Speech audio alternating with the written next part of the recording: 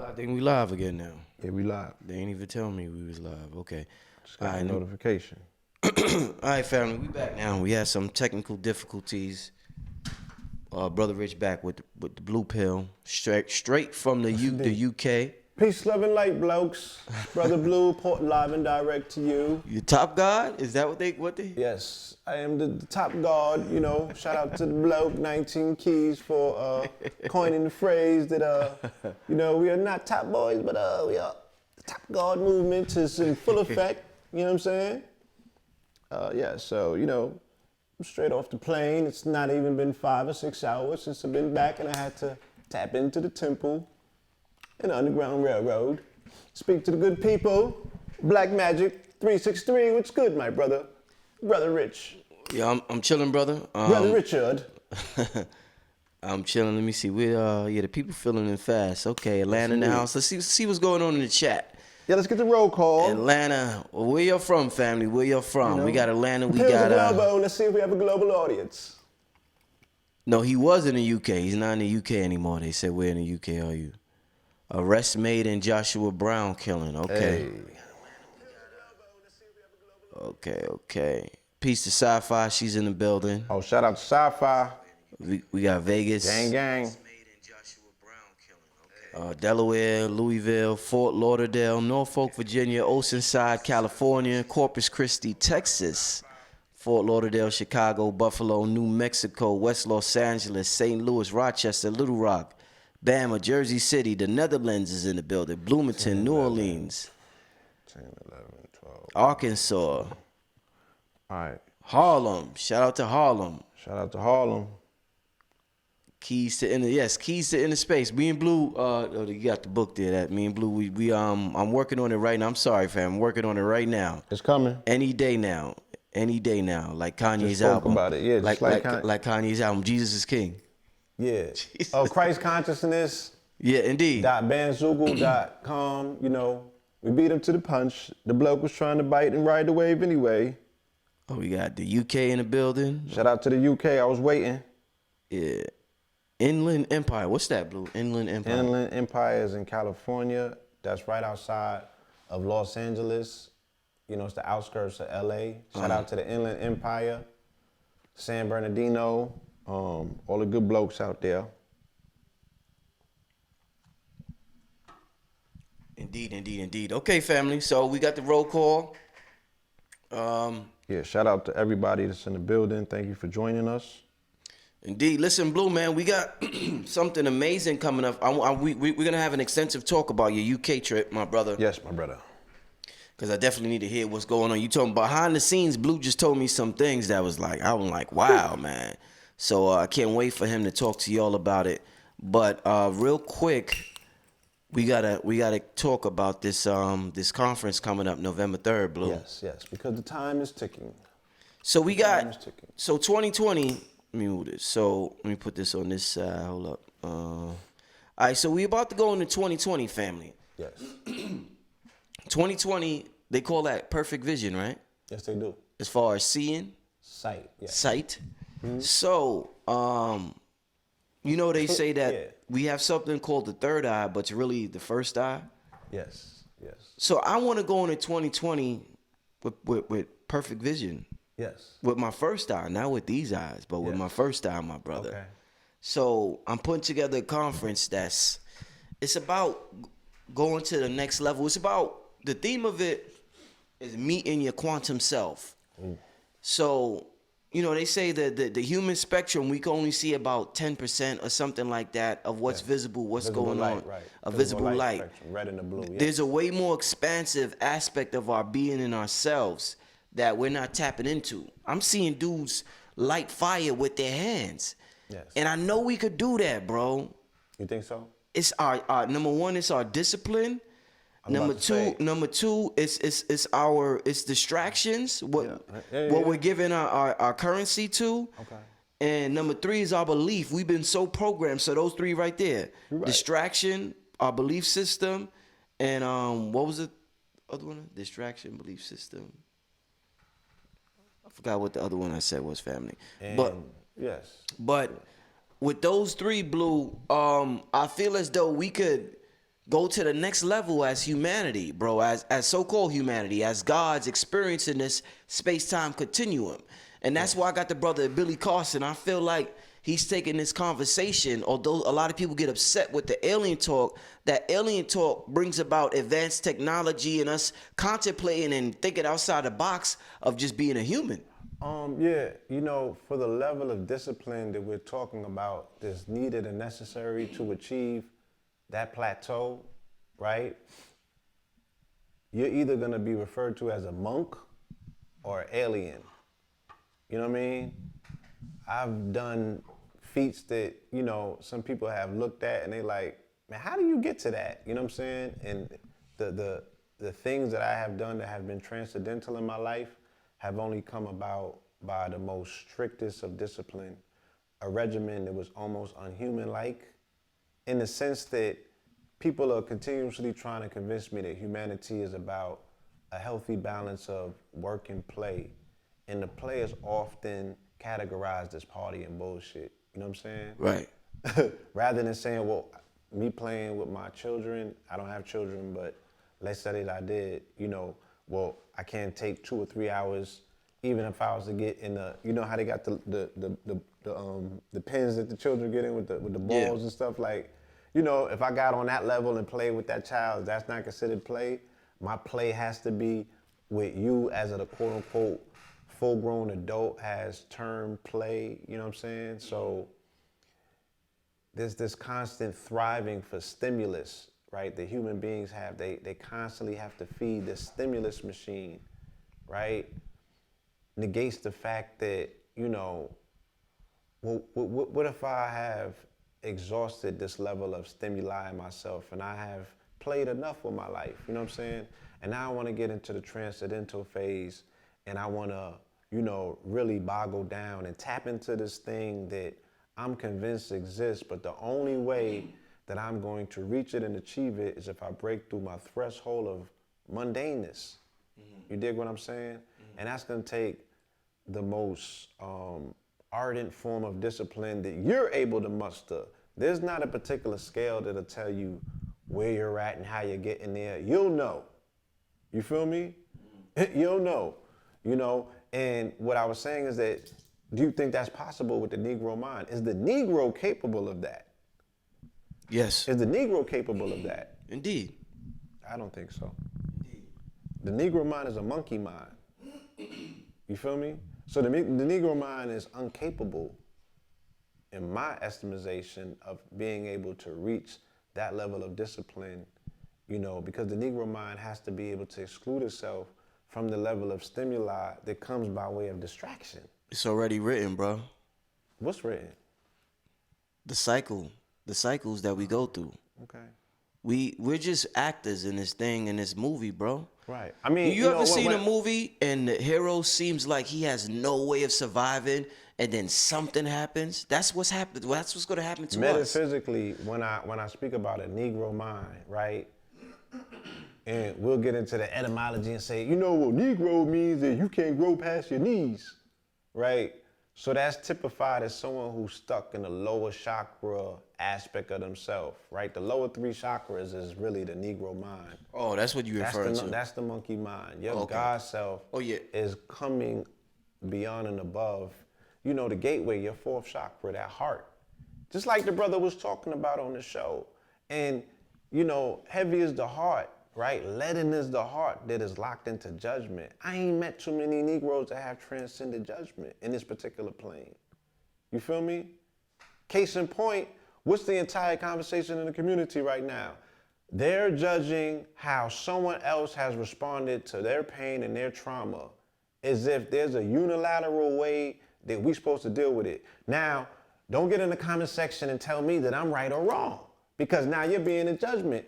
Because I'm just saying, look, allow a person to grieve however they feel that they need to grieve. If they want to go and hug that woman and forgive that woman, that ultimately is on them. That shouldn't be a reflection on you. Why? Because the person allegedly, supposedly looks like you, because you share a variance of skin tone. This person's supposed to be you. You feel me? But if that person needed $1 at a bus stop, you wouldn't give it to them. You know what I'm saying? If that person needed a hug from you in the morning, You won't even give your seat on the subway to that person. But you want to get into that person's personal space and determine how they're supposed to deal with their own personal pain and trauma, or the level of whatever inner vindication that they feel that they need to give that person, even if that's an expression of their indoctrination. So what? That's them. That's on them at the end of the day. I don't know what that person's walk is. So I do not see any indication of a smidget of people in our community who have been able to transcend judgment and bump themselves into the upper realms of higher consciousness to be able to discipline themselves enough to get into that phase or that place where now they are dominant, right, of, the elements, and they're able to channel this chi. They're in control instead of being controlled by this energy force. Mm-hmm.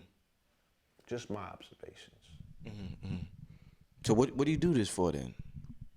What do I do it for? Yeah. If you don't believe that the people could, it seems I'm doing it for me. You've helped a lot of. I'm sure you've helped a lot of people that you were surprised that you touched. Absolutely, but the only way that I can help people, right, is helping myself.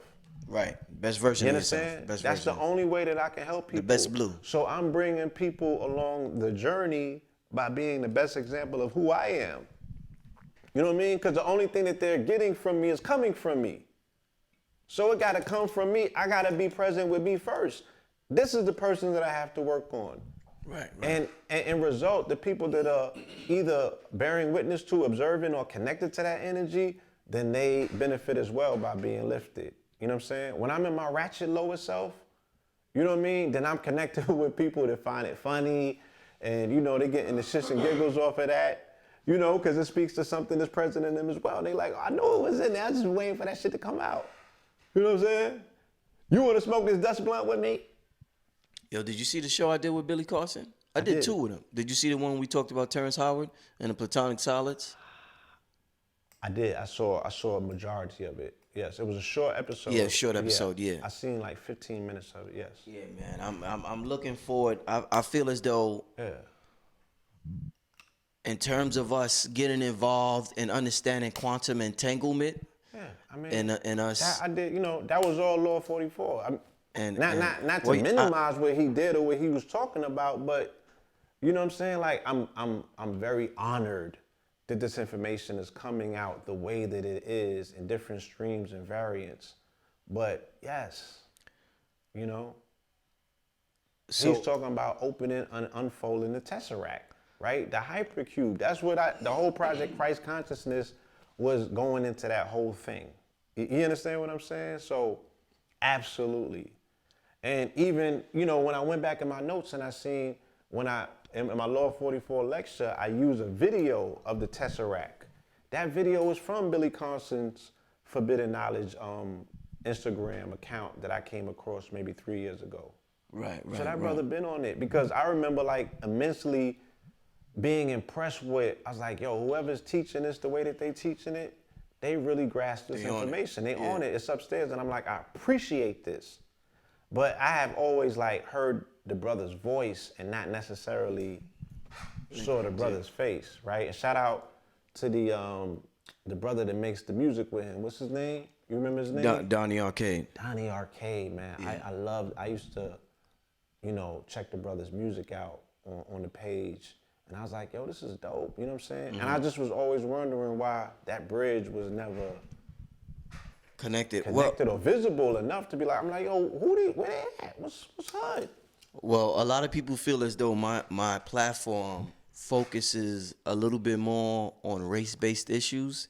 Okay. And they have white audiences, so a lot of people told me that they felt as though I would never make that connection with them, like a brother like Ralph Smart, yes, or even Seven. More, yeah. These are dope individuals. Man. Yeah, amazing. You feel Absolutely me? Amazing. And that's key. You asked me, what do I do this for? For the same reason that those brothers do what they do, because based on my observation, you know what I'm saying?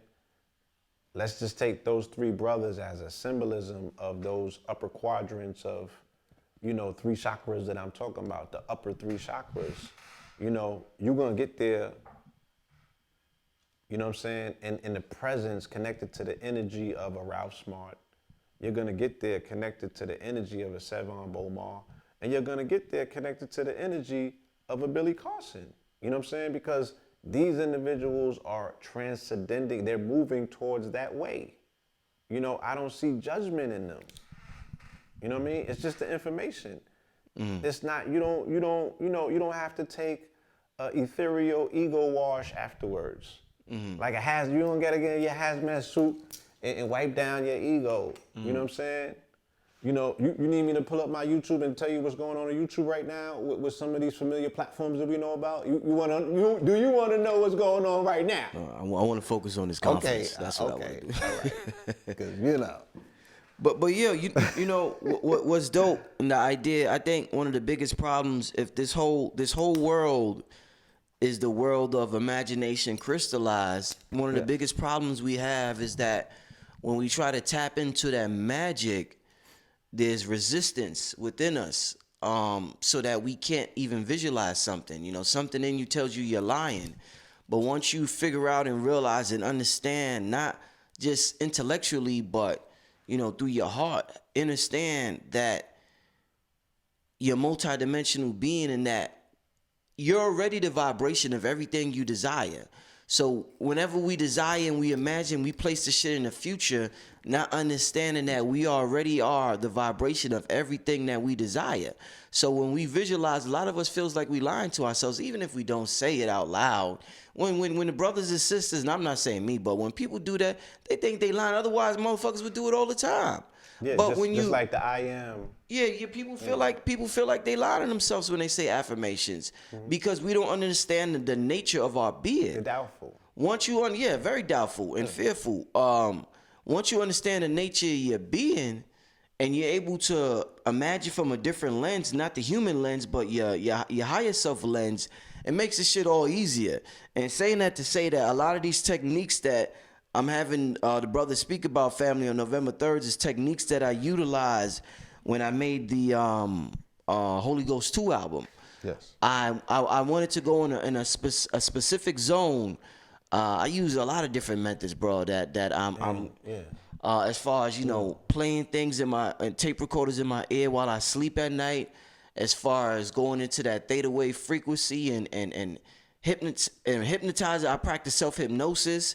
Mike Tyson said he did that before all his fights, the hypnosis shit. But I'm gonna have these brothers talk about all this stuff. And you know what's so crazy? What? I mean, you know, we kind of at this point share the same mind. You know what I mean? So I hear stuff in my left ear, and then, you know, I'll turn around and hear it in my right ear come from you. But I was out of town, and somebody that's a good friend of mine was making a suggestion to me that I didn't get a chance to share with you, and it was like, yo, man, he's like, you should tell Rich to do a video on the process of how he came up with them beats, man, because, you know, anybody that has the ear can hear that this brother was totally in the zone. You know what I mean? And I know that he has a methodology that he can share with other producers and inspiring producers that will help them kind of tap in. Because wherever that brother went, that's not somewhere that a regular, quote unquote, creative can just go. Right, you know what I mean? Right. It's like, what was the techniques, you know what I'm saying? Like, you know, so they want to see more of Black Magik, the producer, in terms of like, yo, showing the methodology, you know what I mean? Like live streaming how you do a beat in real time from scratch. You know, it's funny. You know, certain people like, I don't care what you say, man. That brother. What? I'm like, yo, man, them beats came from Rich, man. Stop playing. Oh, they don't believe I made them? Man, they think that, you know what I'm saying, you took your YouTube budget and went to Scott Storch. They think you a YouTube dad. You know what I'm saying? The Scott Storch. Cam was in here when I made the majority of the album. I know you did it. You know what I'm saying? But even me, like, because I know you, yeah. You feel me? Black Magik, the producer, is a different entity. You know what I'm saying? Indeed. And when we get into our creative space, it's a different phase and aspect of who we are, you know, and not everybody lets them see themselves be observed, you know what I'm saying, in the creative mode, in sickle mode. Indeed. You know what I mean? It's almost like, that observing God, you know what I mean? It's to the point. I was talking to Omarion, and I told Omarion, I said, you know, That was a dope interview, too. the beauty about being out to Omarion. shout out to Omarion. The beauty about this of being a creative is that when, like, if I make a beat and I'm here with Cam, and when I make it after I'm done, in my mind all the time, I did that shit. How the fuck I did that shit? It seems like throughout the creation and the whole beat, after I do it, it's like, where did that time go? It like that time escaped me somehow. So I don't remember. I don't remember. Like, if you ask me to do it again, I couldn't do it again. That's why no beat sounds exactly. Every beat you make is going to sound just a little different. If it, you know what I'm saying. But them beats sound the same, bro. It's amazing. One thing I'm gonna just say this. One thing I told Black Dot. Shout out to Dot. Is that I use so much different equipment. Like, if you interview producers, they have their favorite piece of equipment. Like Kanye had the MPC, and I think he used the ESR, I think it was called. Timbaland had his favorite, you know, whatever. Swiss had his shit, you know what I'm saying? My method is a little different with this because I'm producing a whole album, so I need different emotions. I don't need the whole album sounding the same. So I use different machines to bring about different emotions. Because each machine has its own little spirit. You know, the buttons are in different places, so automatically your psyche is just going to arrange shit differently. We need to see that. Yeah, I use about 4 different machines, bro, to make this album. 4 different machines, bro. And each one of them had a different sound. My hardest shit comes from the MPC. My hard shit, shit comes from the MPC. Last Breath came from where?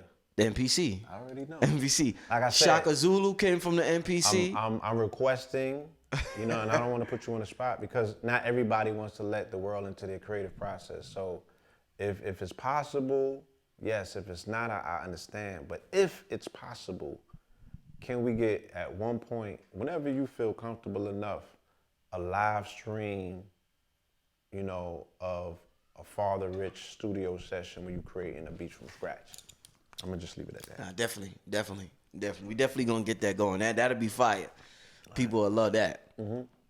People will definitely love that. Man, I'm just having good talk with Blue Pill family. How y'all doing in the chat room? Shout out to the chat. What's going on in the chat room, man? I can't see y'all, but I hear y'all. Listen, family, I want all of y'all to make sure y'all come to the 2020 Ascension Conference. So tell them what's popping for the conference. Run it down, bro.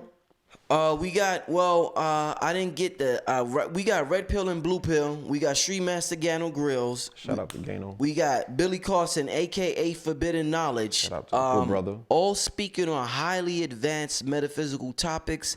We're not playing one bit with this one. Nah, we're not playing. We're going into 2020. You have to get that work. Yeah. You know what I'm saying? Red Pill is going to be dealing with neural hacking the brain.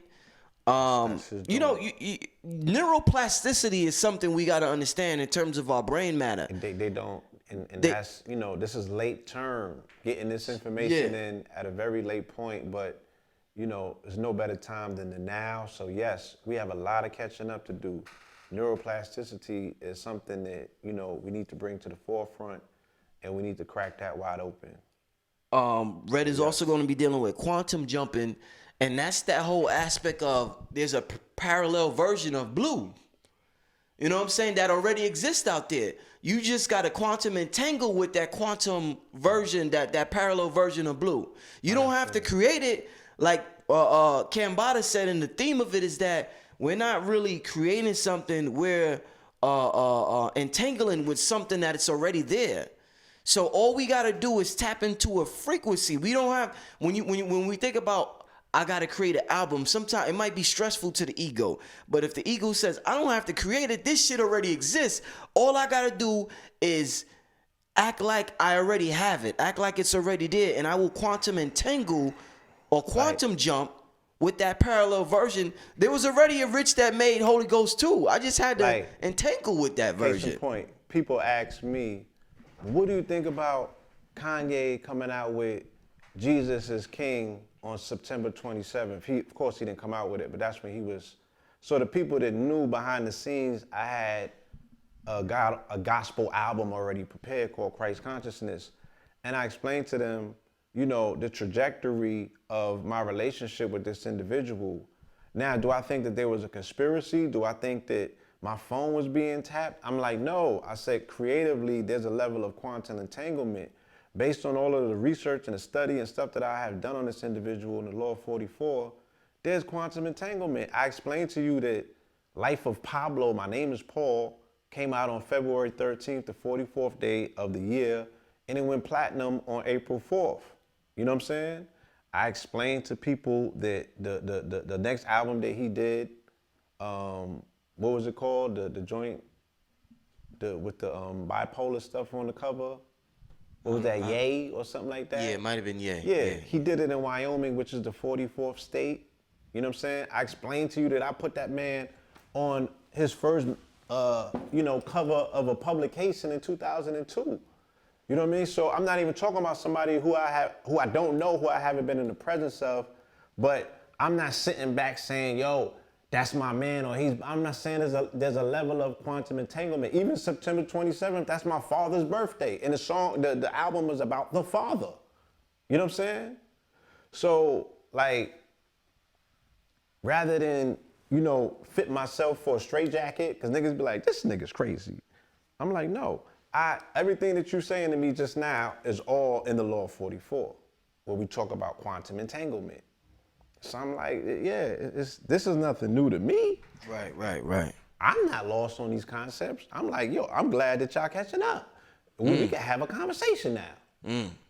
You feel me? Because I've been talking about this. Yeah, man.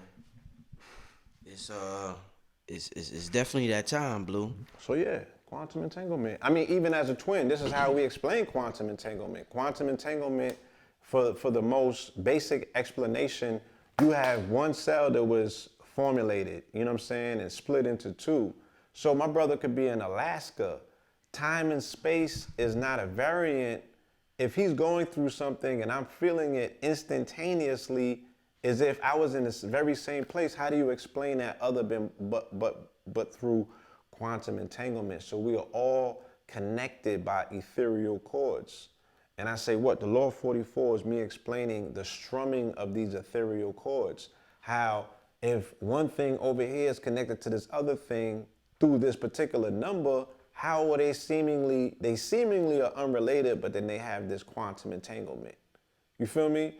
Like, I got a video I just put on my page today where Odell Beckham, right, is fighting with, I don't know the NFL like that, so I don't know what this other dude's name is. But everybody seems to know it because, Marion Humphrey, number 44.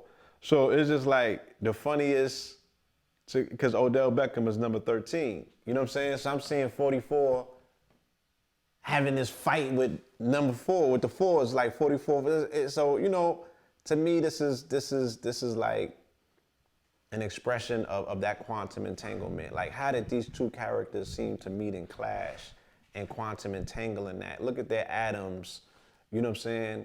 If you've seen the video, how they look like two lions in the Serengeti going at it.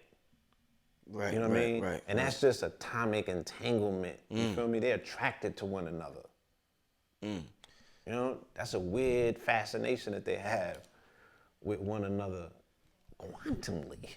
So one of the things I definitely want you to touch on, my brother, is the non-locality of consciousness, dark matter consciousness. Bro. We're gonna dealing with accessing the chi energy, the cosmic chi energy. What was the other thing? The Kardashev scale. Yeah. The Kardashev scale. Us being a type 0 civilization, working our way up. Yeah. And the thing is, one thing we gotta understand, Blue, is the fact that I'm able to live how I live right now. I wouldn't be able to be in this position without my ancestors. Yes. So sometimes if we're talking about the Kardashev scale, right? Yes. And we're at a type 0, and we're like working our way up. Some of the things we work for in this life won't be experienced by us in this life, but the generations down the line will experience it. So one thing that I keep putting in the ether is that I know eventually somewhere down the line, my what do we call it? What do I call it? You know, you say your ancestors, those who passed by. Oh, this is your progeny, your predecessors. My progeny, somebody's gonna know how to crack the gravity code and fly. I know. I don't even give a fuck. Keep saying it. I keep saying it. I don't give a fuck about that right now, Blue, because I got other things I'm thinking about right now. Right. But I gotta think, just like my ancestors thought about me, I gotta think about them. Look. So when when they're looking to incarnate back down here, they're like, this nigga's already talking about this. I want to experience. I'm gonna come through him if I want to experience that. You know what I'm saying? So you lay the concrete for the tarmac. Yes. Somebody else is gonna come and build an airplane. Yeah. Yeah. You know what I'm saying? That someone's gonna build the turbo booster in the engine and the plane to take off. All of y'all had a part to play, right? And you might not have been around to see the plane take off, but the concrete that you laid is the tarmac that's responsible for that wheel catching that level of friction to take off. So was it not just as important as the person that built the plane and the engine? Were they all not still incorporated and part of that process and process? So yes, you know, we have a role to play and it's important. And once again, like I said, because we share a quantum mind, you know what I'm saying? This is not me jacking your swag or wanting to be part of every conversation. It's like, no, remove yourself from ego. Let's have a higher transcendental conversation. We are having, you know, we share quantum thoughts. We have a quantum mind. So these are conversations that I have been having, even when we was out in London and I was explaining to people, I'm like, look, man, sacrifice for the future generation. You know, they was asking me, well, what pushes you forward? I'm like, children.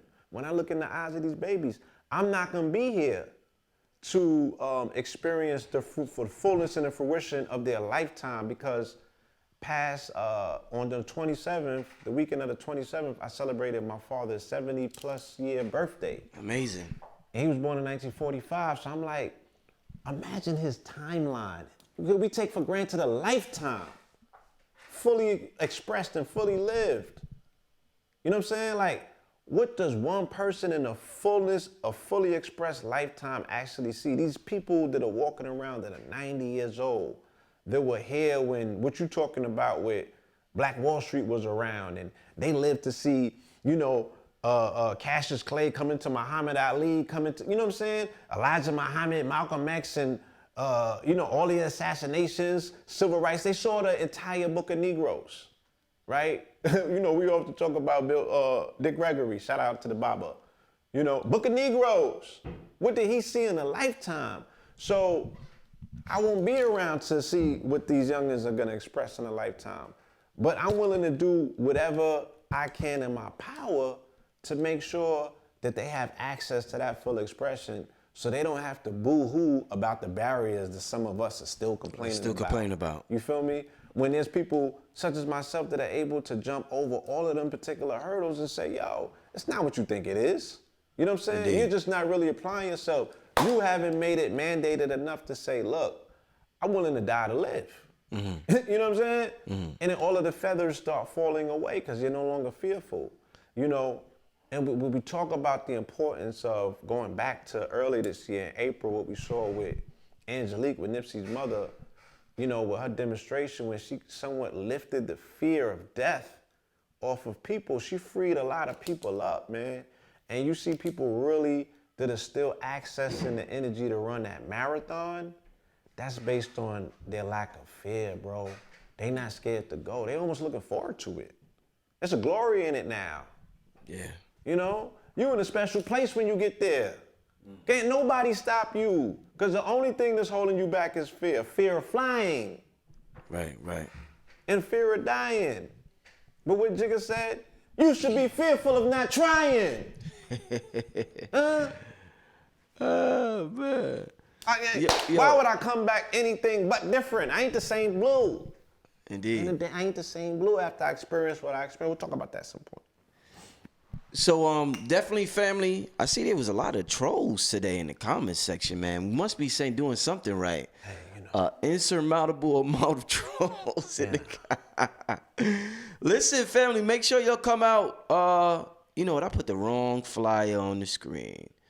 But the link is in Let me see. I'm about to post a flyer with the link in a second for y'all. The link is also in the description bar. The link for the conference and the live stream is in the description bar. There's nothing that they want to hold on to more than judgment. You understand? So I don't even got to be in the comment section to know what ticked them off. You feel me? You talk about judgment and the fact that, you know, that's an expression of that lower form, that lower energy, that lower lockdown. That's where the majority of this community exists from. You understand what I'm saying? That's where they exist from. Indeed. They exist in judgment. They want to be allowed to cry about something and complain. You know how crazy that shit look out the country? You feel me? I'm like, what you gonna do about it? You gonna let these people die in vain and just sit around and talk about it? You're gonna be the voices and the soundtracks to people's grievances and pains, and like what comes from this? These conversations that are continuously clogging up these timelines. Indeed. Like what comes from it at the end of the day? Also, family, make sure y'all hit up the Cash App. Donate to Brother Rich. Donate to the platform. Let me make the haters a little more mad. Make sure y'all donate. Donate to Bluetooth. To the Cash App, Blue Pills Cash App. Make sure you support media that supports you and this high level thinking that we on right now. Like I said, we going into 2020. We going to the next. Thank you, Delegation Low, for the donation Cash App. Yeah. We going into 2020. We are on a higher frequency, a higher level. Tesla said this shit is all about energy, frequency, and vibration. Yo, that's all this is about. And if we're gonna go up this Kardashev scale, we gotta understand the importance. And we gotta Blue. So many. You know what's funny? I was talking to KT. Two things I want to say because I want to touch on something KT told me. KT's a legend. And also us sharing a quantum mind and what does that mean in the business world? So KT, I forgot what was happening. I think this is while my girl was pregnant and I was getting advice from him.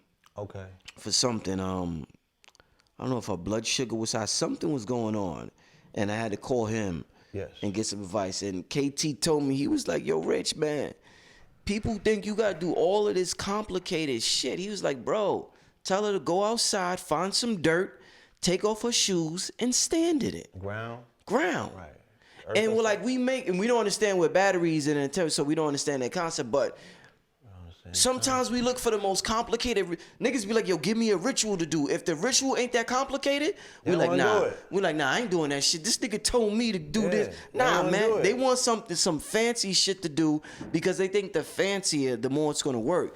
KT was like, yo, tell her get some sunshine, take off her shoes, stand in some dirt and ground herself. That's simple. We don't want to deal with simplicity. You know what I'm saying? But yeah, these are, you know, there's a lot of simple people, simple-minded people, but they don't want to deal with simplicity.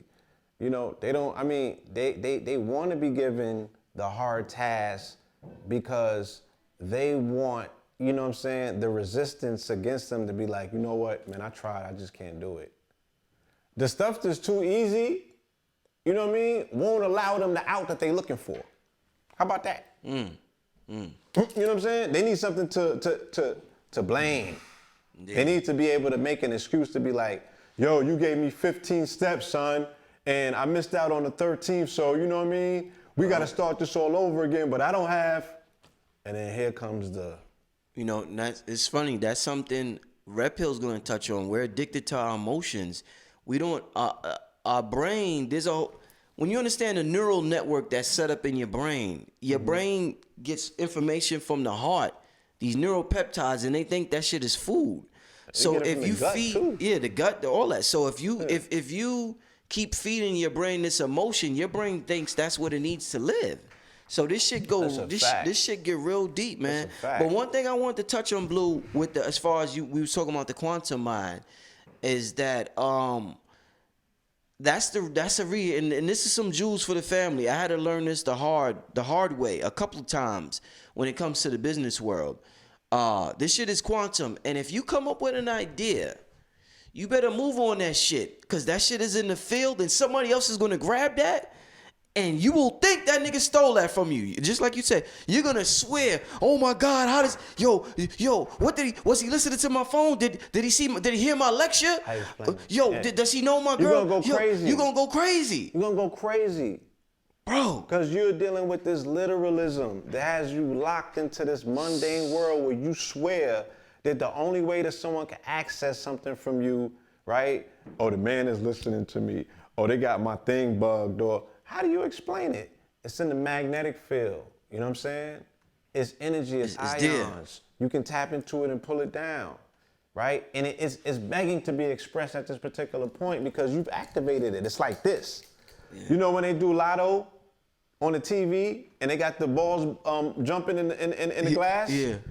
That's your thoughts. Woo! That's how it looks like in the Speak to me. ionosphere. Speak you to feel me, me? my brother. It's activated. It wants to be pulled out and pulled down and put to proper use. Imagine how clogged up it looks at this particular point, right? Because I told somebody, like, even smoking, when I smoke, I get $1 billion ideas, right? I get downloads from the ionosphere, $1 billion ideas. My failure to move and act on it, like let's say I smoke 5 or 6 times a day, I'm getting mad different downloads and ideas. I can only like really give my energy to one at a time, and I already got a backlog of 5 or 6 ideas that I've been working on for the past 10 years, if you will. So where does that get compartmentalized and pushed to? You feel me? So I know if I'm going through that, you know, imagine these dudes just blowing their brains out with the weed. You know what I'm saying? What sort of download? Because I don't see the expressions in society. Like none of you niggas is getting none of these ideas. Bro, people you feel use me? drugs. Where in Silicon Valley, they are right intentfully, ritualistically microdosing and using these sacraments. And how can you explain that these people with no melanin and what you telling me is the decalcified pineal gland are able to tap into $1 trillion fucking ideas, but you, right? Come on, son. Yo, Blue, I'm gonna tell you, I swear to God, listen, Blue, at the age of 19, because I started drinking. I started drinking like around 18, 19. And I would be with my friends. And we would be drinking. I remember one time in particular, we was on a bus. It might have been, I think I was visiting my friend in New Paltz. So I'm drinking, right? And we building. And in my mind, I'm like, oh, this is what drugs is for. Because we was having a deep level conversation. I was like, oh, I'm going to use this shit forever to tap in. And I never understood why people would just smoke weed every day and don't try to tap in. It is useless. Right, what are you doing? It is totally useless, family. You're abusing a drug at this point. For just to use it for no reason and to watch TV? Please, family, if you're going to smoke weed, come up with an invention. You're addicted to the smoke. Bro, you're no longer addicted to the sacrament, right? Or, you know, the psychotropic effects of it opening these chambers. Because let me tell you what happens, right? You go through your life and your days stressed because of your lack thereof. I ain't got no bread. I want to be in this position in life. You know what I'm saying? What you're doing is you're putting up this beacon signal to the you know, the Most High. Right. He like, look, nigga, here you go. You can be the next Bill Gates. I'm not gonna drop you the bag, right? I'm gonna give you the raw ingredients that are necessary and needed for you to lift yourself out of this mundane, mediocre condition that you're in, because I don't wanna see my child like that, right? And God only deals with abundance, right? They don't fucking know no lack. So he's constantly giving these niggas what they need for their upgrade. And then niggas become weighed down, right? By all of the gifts and presents. Like, imagine if Santa Claus just came down the chimney every day and was just dumping fucking presents on these niggas. You buried in presents, you buried in gifts, you buried in treasures, and you never unwrapped any one of them. And you still complaining underneath a ton of motherfucking gifts. You dig what I'm saying? So I think every situation that melanated people can possibly utilize and need to free themselves has been given to them in a cipher or one or another, downloaded by one of these niggas with some melanin. You feel me? And their nigga thought to motherfucking follow through and really be like gung-ho and disciplined, the same shit that we talking about. Like I said, is it possible for the Negro mind to access the powers that you talking about? Hell no. Because they don't have the discipline to hold on one thing and stress that shit. And that's what the ability of people who have less melanin than you are able to do. They can zone in on one smidget of this shit and stretch that spectrum to motherfucking multi-billions of dollars, my niggas. You understand? That's what you're witnessing on this planet, right? The ability of a person to use less to make more, and the people who have access to more are always motherfucking making less. Talk to me, huh? Now this is a conversation that needs to be had. My motherfucking pineal is not calcified, my niggas. You dig what I'm saying? So there, you're gonna get this work. Let's go. Yo, you gotta love this blue. Listen, man, you only get this blue at Black Magic Studios, man. You don't get this on no ledge. You know what I'm saying? Y'all don't get this on no ledge. But brother Blue Pill here, I got him hype. I got that fire in Blue today. Blue Pill's hype, man. He's going in. This is an amazing advanced level conversation, a responsible conversation where you're forcing people. Blue Pill's talking about the Negro mind not being able, the monkey mind not being able to accomplish certain things, and we're gonna have to investigate and understand what the ego is. I bet you, family, let's do a test, and y'all could put it in the comment section, because real quick, I want to do our appreciation. Remember the appreciation segment we do? Yes. I want to make that a regular. I want to do a 2-minute appreciation with both of us. We're about to get into that, but I forgot what I was gonna say, man. You were saying something, put something in the chat. You were saying, yo, I want y'all to put something in the chat. This is what I challenge everybody to do, besides the appreciation thing we're about to do. I want you to watch something, turn on your computer one day this week. Put on something extremely boring. I mean, think about the most boring shit you could find on the internet. And I want you to sit there in your chair with your back, or stand with your back erect and not move no part of your body for 10 minutes. It'll be the hardest shit ever. A nigga gonna want to scratch his face. He gonna want to scratch his ass. He gonna want to wiggle his leg. His finger gonna itch out of nowhere. He gonna start thinking about his phone. He gonna start twitching. His arm gonna become heavy. This is what the level they got us on. If we're not able to do that, we're not able to get to the next level. What I said. So I need everybody to make that an irregular occurrence, because you know why? You know what 50 said when they said 50? How you do all this shit?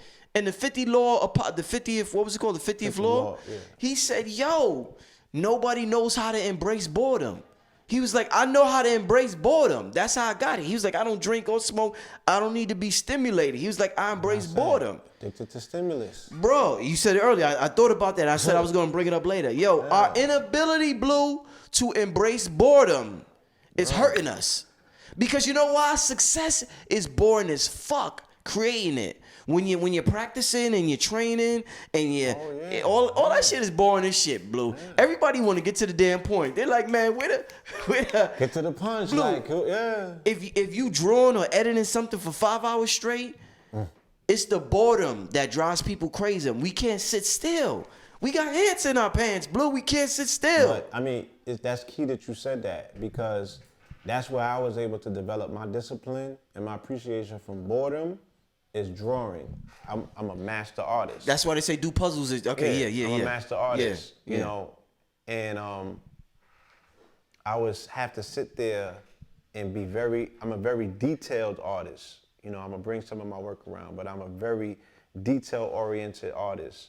And if I was not able to appreciate silence, boredom, and have a burning appreciation for the process, because my stuff starts out looking crazy. And early in my career, I used to tear it up because I would want my beginning process to look like something. You know what I'm saying? I was affected by the aesthetics of it. Like, nah, this don't even look like nothing. Not knowing that, you know, it's a process, you know? It's like growing your hair out. You gotta stick with it.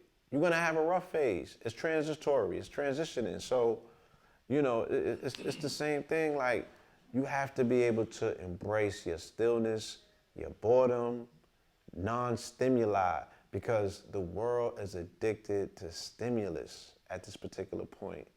Ask yourself, because people are telling me, right? They're saying, look, LGBT is not about, it's not about procreation. You know what I'm saying? It's not necessarily about economics per se, you know, other than the people that understand economics and they might, going to the Marian thing to build up economics and stuff like that. But why are two people poking on one another? That's stimulus. You feel me? If you're not having sex for procreation methods and reasons of that nature, and it's not a political, economical expression where you coming from, then you doing it for stimulus. Why are people chasing a high? It's for stimulus. Why do people eat the way that they eat, drink the way that they drink? You know what I'm saying? Why do people do a lot of what they do in this society, in this world? It's because of stimulus, which is based on, it's overstimulus. It's not just stimulus, it's overstimulus, and that's based on a lack of discipline. But when were we ever taught discipline? So only individuals like ourselves, and like I said, the more that I travel, the wiser I become. And it's not like I'm the wise sage. I'm just saying, no, when I say wise, I'm just saying, yo, what works and what don't. For me, right? Yo, okay, I've been doing this for X amount of time and this has been working. And now I'm able to see the expression outside in the world of what has worked for other people based on what's worked for me. You know what I mean? Mm-hmm. So I'm like, yo, the stimulus conversation, that's one that we really have to hone in on, because that is an issue. And I was saying that to say that we have made personal decisions to journey to find out what discipline is. We were never taught this. Where's somebody gonna go and find this out? You have to be searching and seeking this in order to find it. So then that allows me to be less judgmental. I kid you not. I see the craziest shit in the street, man, and I just walk by it. I don't have that voice in my head no more. You know what I mean? It's like, yo, man, X, Y, and Z. Like, I'm not trying or attempting to want to change that particular, I just keep it moving. I'm like, yo, no judgment, no judgment, no judgment. I think I just was a tight bit judgmental just now because I said it was crazy shit. But yeah, it's some things that I wouldn't do. You feel me? And there's some things that I don't particularly understand either. But I just have to let things be. My father always told me, there's a few things that he said, that always stuck with me. And one of the main things, and I've expressed it and said it many times over, and I'm repeating these things because I see these are the things that help people, man. He said, yo, you gotta let people be different. See, yeah, facts. Simple as that. Real quick, family, because I'm gonna ask Blue about one or two more things. And then we're gonna get into this real quick. How long we been on here? How long we been on here, family? I can't see. 52 minutes. All right.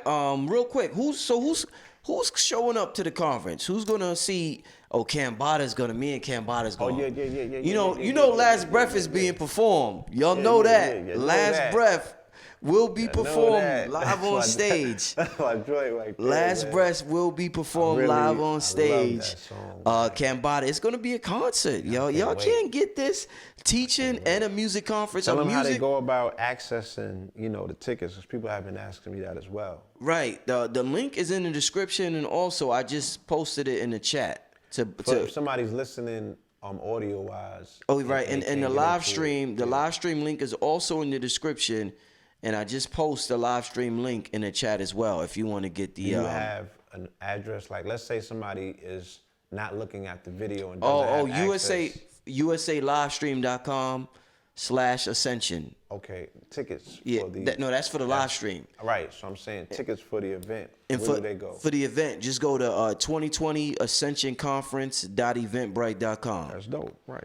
So you could go there for the advance tickets. You want to hear yourself saying that? Yeah, indeed. Damn, what's going on upstairs? That's a dope web destination name. I like how that sounds. Yeah, Shaka Zulu will be performed. It will be performed. Shaka Zulu will be performed. That was the energy that brought Holy Ghost 2 to the world. Right. That will be performed. Shout out to Cambatta and his entire team.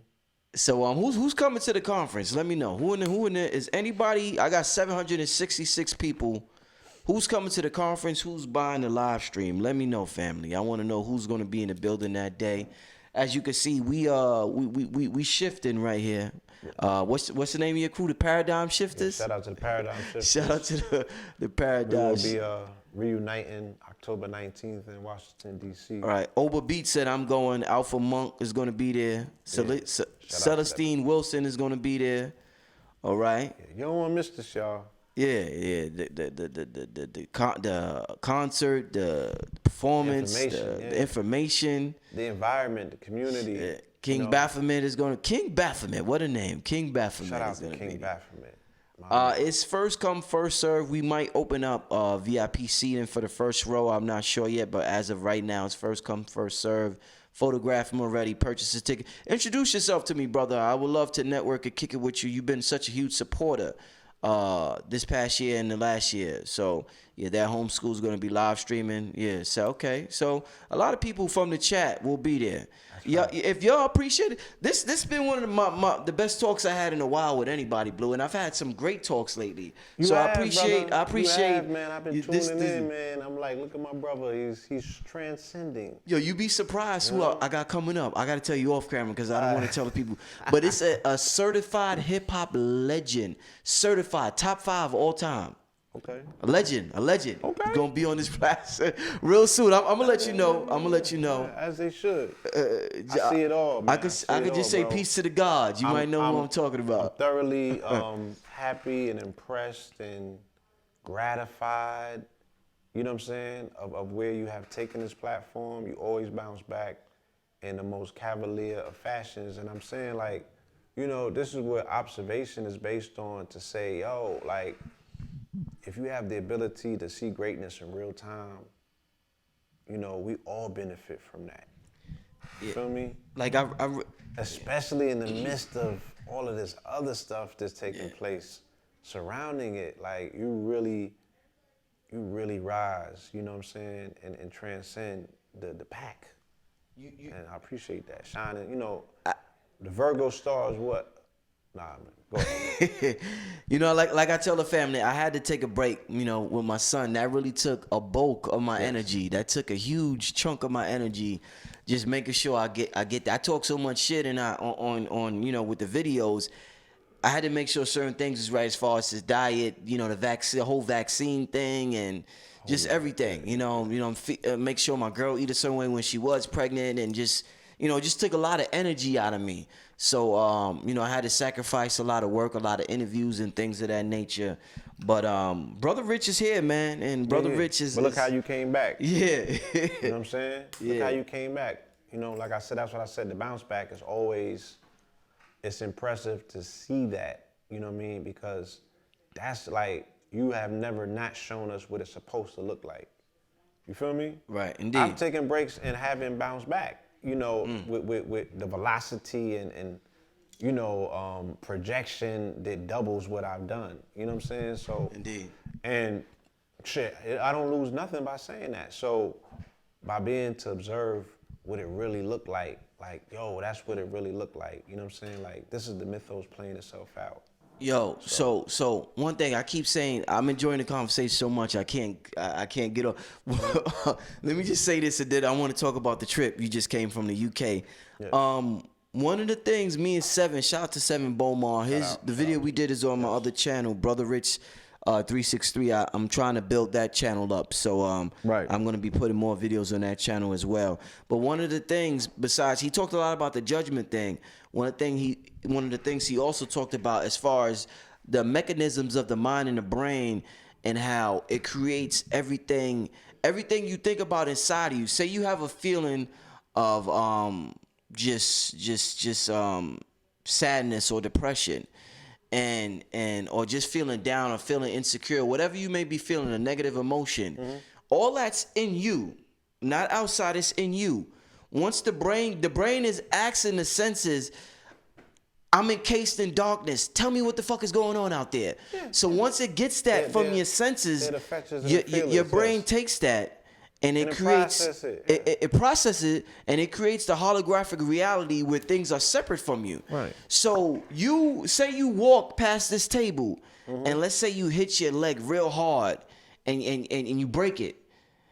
That is an aspect of an inner emotion, but your brain shot it out as division. So you think that table hit your leg and that's how it broke. But you was broken inside. Your brain took that brokenness inside and divided it into separateness. So the brain is a tricky motherfucker. The brain is an ill like this. That's is some ill. You have to hack the brain. You have to. Right? You have to hack the brain. And what I've been saying, I'm like, yo, the brain is hackable. I've been trying to tell people, I'm like, yo, you can hack the brain. You feel me? And same way, you know, I was going through a process of doing research for this book that I'm writing. And this is where I learned how the brain operates in that same function that you're talking about. So you can program the brain, you can hack the brain. You know, this is what I was pushing people with this whole lotto thing. I'm like, yo, we can hack the lotto. Facts. You know what I'm saying? Like, cause there's no, the people that you're telling me that are the schemers and the plotters and they're coming up with the conspiracies and, you know, the lotto is rigged. I'm like, okay. If it's rigged, it could be hacked. You know what I'm saying? Yeah. It could be hacked. So, yeah. Somebody in the chat already guessed the rapper. I ain't gonna say his name, but they guess it. I did too. So they guess. And I get it. You know what I mean? I'm all the way there with it. I understand. The God will be here. The God will be here. That's all I went looking for the God book the minute I heard. Yeah, he just released it. I went looking like, I need that. Don't sweat the technique. I need that. I interviewed the God in 2006, man. Dope. That was my 2 pinnacle points in journalism. Why I got into journalism to interview Nas. That's why I started my career as a journalist. Oh, I didn't know that. Damn. Right. Yeah, I got into journalism because I used to always read the source as a child coming up, and they never asked the questions that I wanted to ask about Nas's creative process and his spirituality. So I had wanted to become a journalist to one day eventually get the opportunity to do that. And shout out to my brother Chris, you know, who we call Christ. You know, Christ made that possible when I was working for Four Corners. So I got to interview Nas. We did it for 3.5 hours. Dope. 3.5? Yeah. Shit, yeah. That's dope. That was one of the most monumental issues because we buried Jam Master Jay that month, and then I interviewed Nas. I interviewed Chuck D after Jam Master Jay's funeral, and then I interviewed Merle Santana, who was Romeo on the Moesha show. That he got killed 2 weeks after that. And this was in October. This was a November issue, so it was all Scorpio. Yeah. You know what I mean?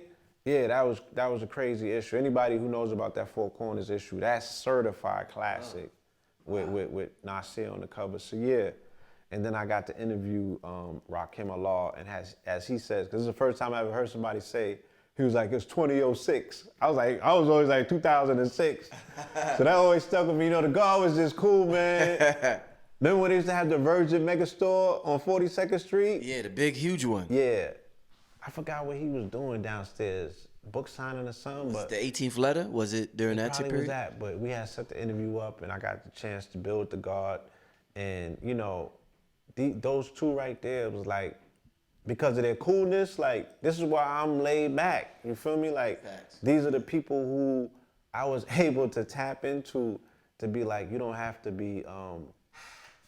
you don't have to have red energy to express yourself. And I'm not taking a shot at Red Pill. I'm just saying that, you know, that aggressive, high octave, you could be cool, calm, and collective and still cut through steel. You dig? So, Indeed. That's facts. Shout out to the God, man. Yeah, so stay tuned for that. The stillness of water that breaks rocks. You know what I'm saying? Yeah. Rock came a law. Indeed. Shout out to everybody on the Patreon. Any day now. I know I've been to any day now. Keys to Inner Space will be available. Show it to them real quick, Blue. I'm working on it every day. It's a little bit of a bigger project than I first thought it would be. This ain't a small. It might be small in size, but as you can see, content-wise, you know what I mean? And these are small words. This ain't a small book with big words. This ain't Dr. Seuss, y'all. But you dig what I'm saying? These are very small words, and this is a very thick book for that matter. So let's see. It's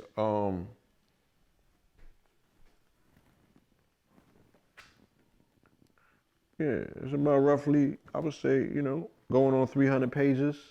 Let me read y'all a little something real quick, since Blue showed it to y'all. Let me read y'all something.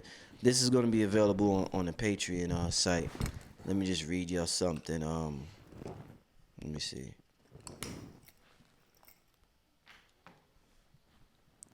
Why is my son crying? Seeing if I could find something. All right, yeah, I might read you something later. When I find something that I wanna. All right, so Blue, tell the Yes. people about this trip, the UK, the place where the scene of Killmonger, Black Panther $1 billion film in the British Museum. Yes.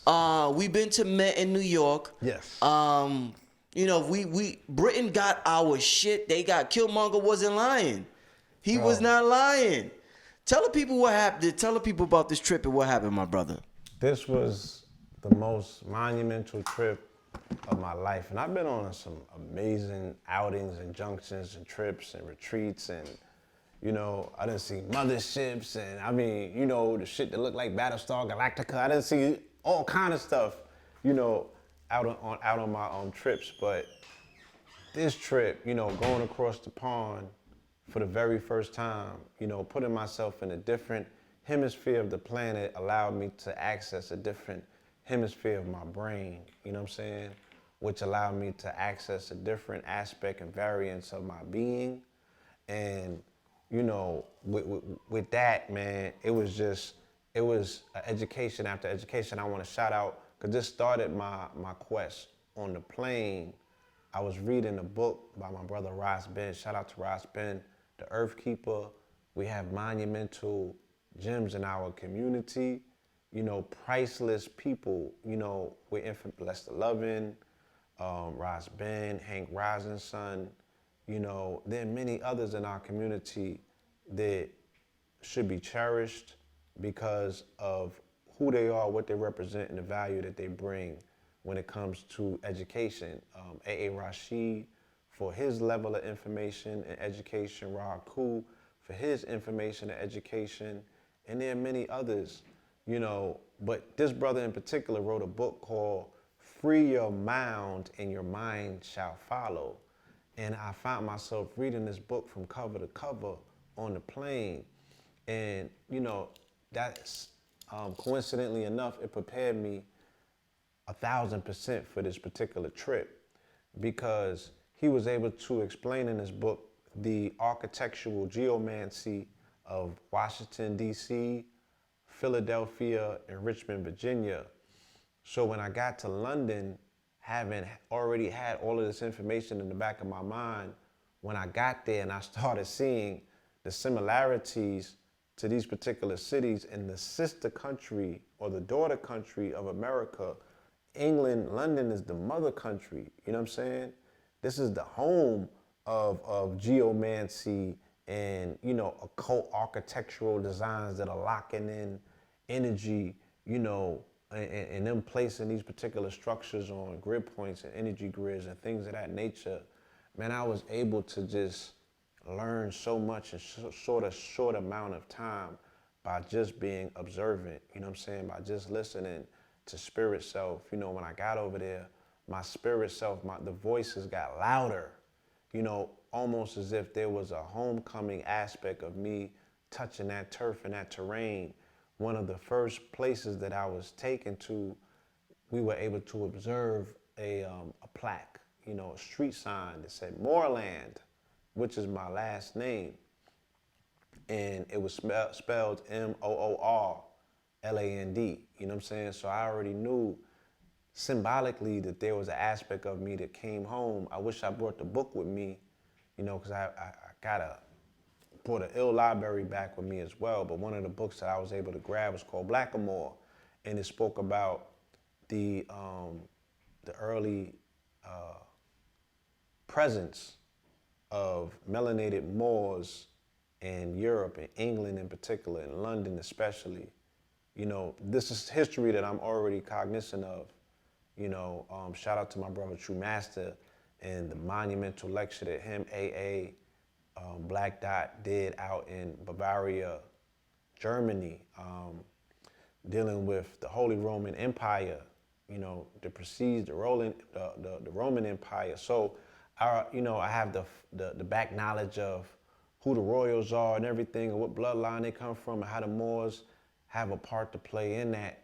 So when we got an opportunity finally to go to the museum, and we had the master teacher Infudisi with us, and shout out to the entire group, shout out to Nova Felder, shout out to who else? Of course, Black Ice TV with Brother Richie and Brother Terry. Shout out to Jatali.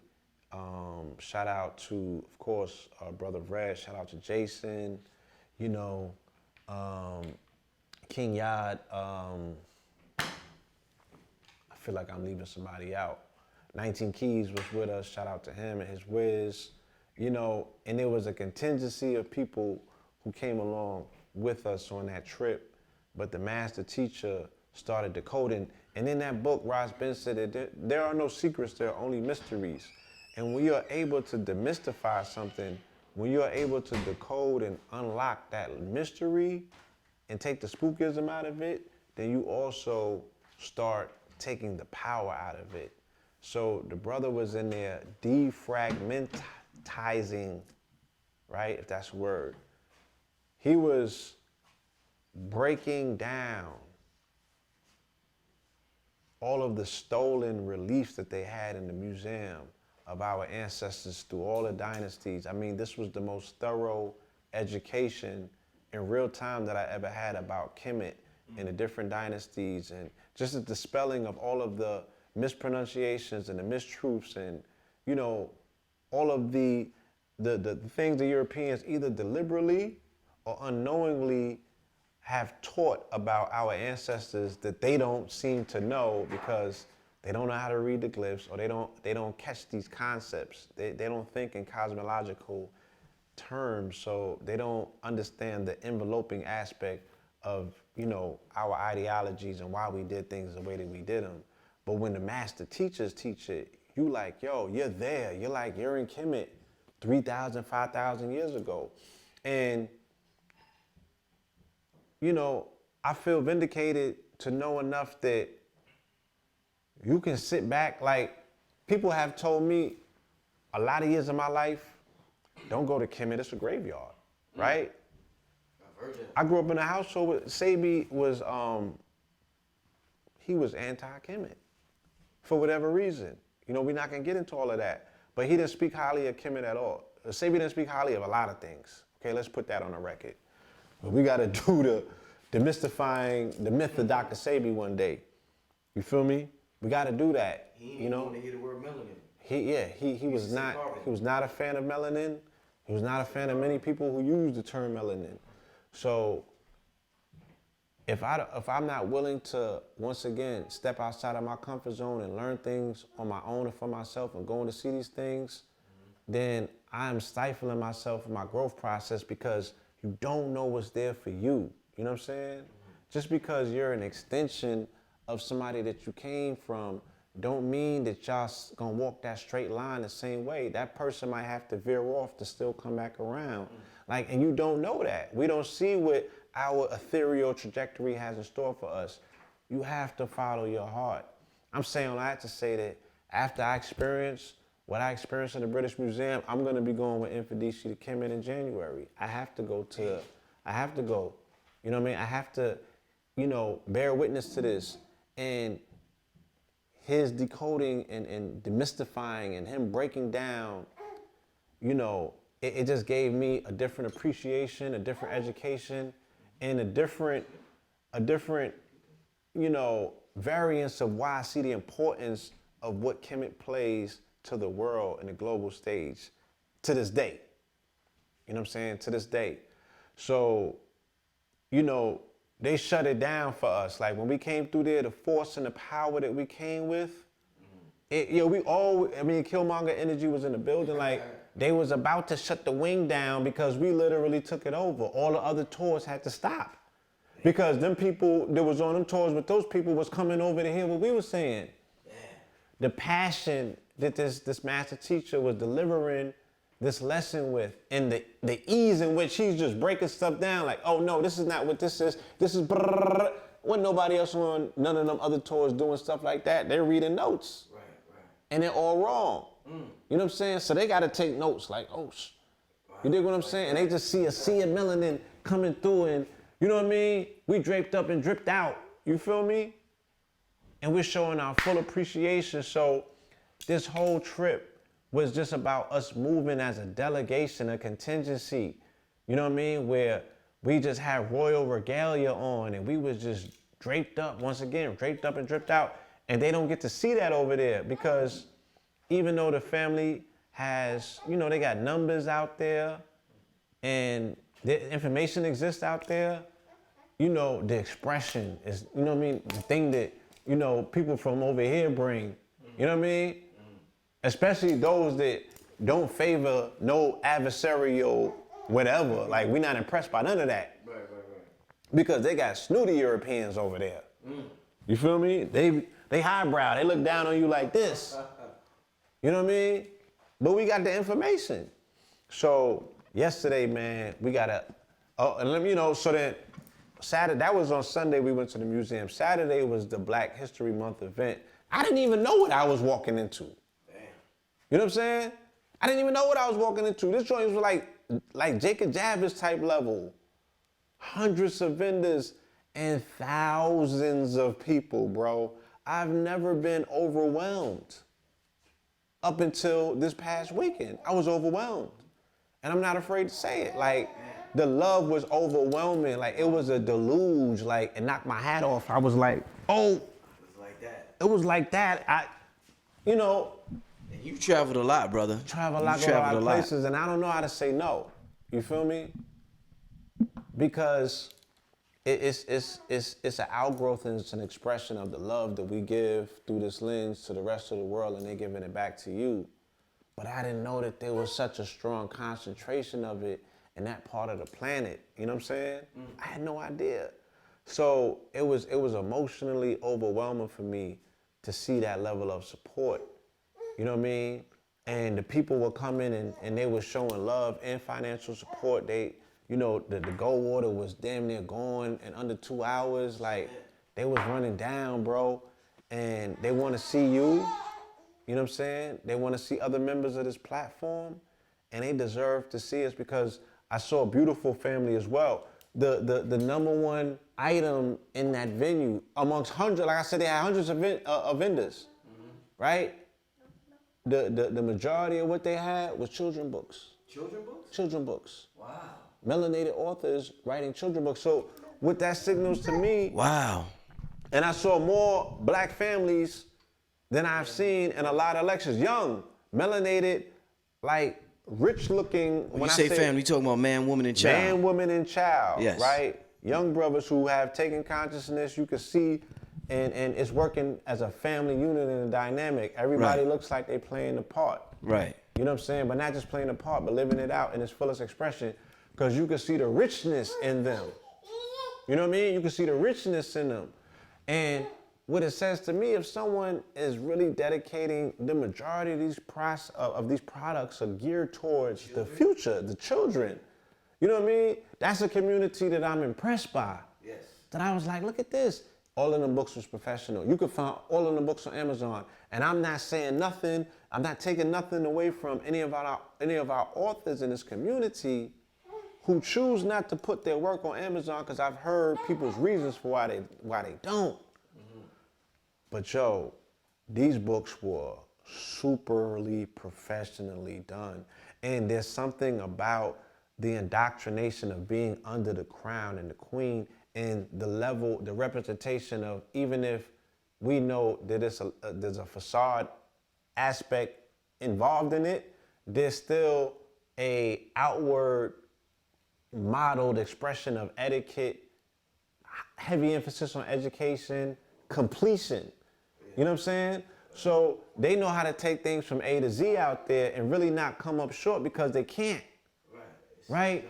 We have a lot of options in this country, and Rest said, yo, whatever you do, don't come back here shooting at the States. You know what I'm saying? And I'm like, I'm not gonna shoot at the states, but I said, the reason that my information is valued, and this is based on what people tell me, is they say, yo, we like your critical analysis. Your perspectives are ones in which you're not judgmental, you're not jumping out there, you tell us what you think and why you think that way.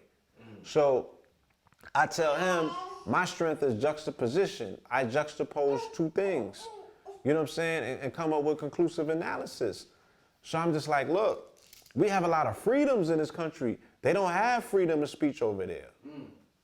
They can't say whatever they want. It's a monarch. It's not a democracy. Much freedom bad for the discipline?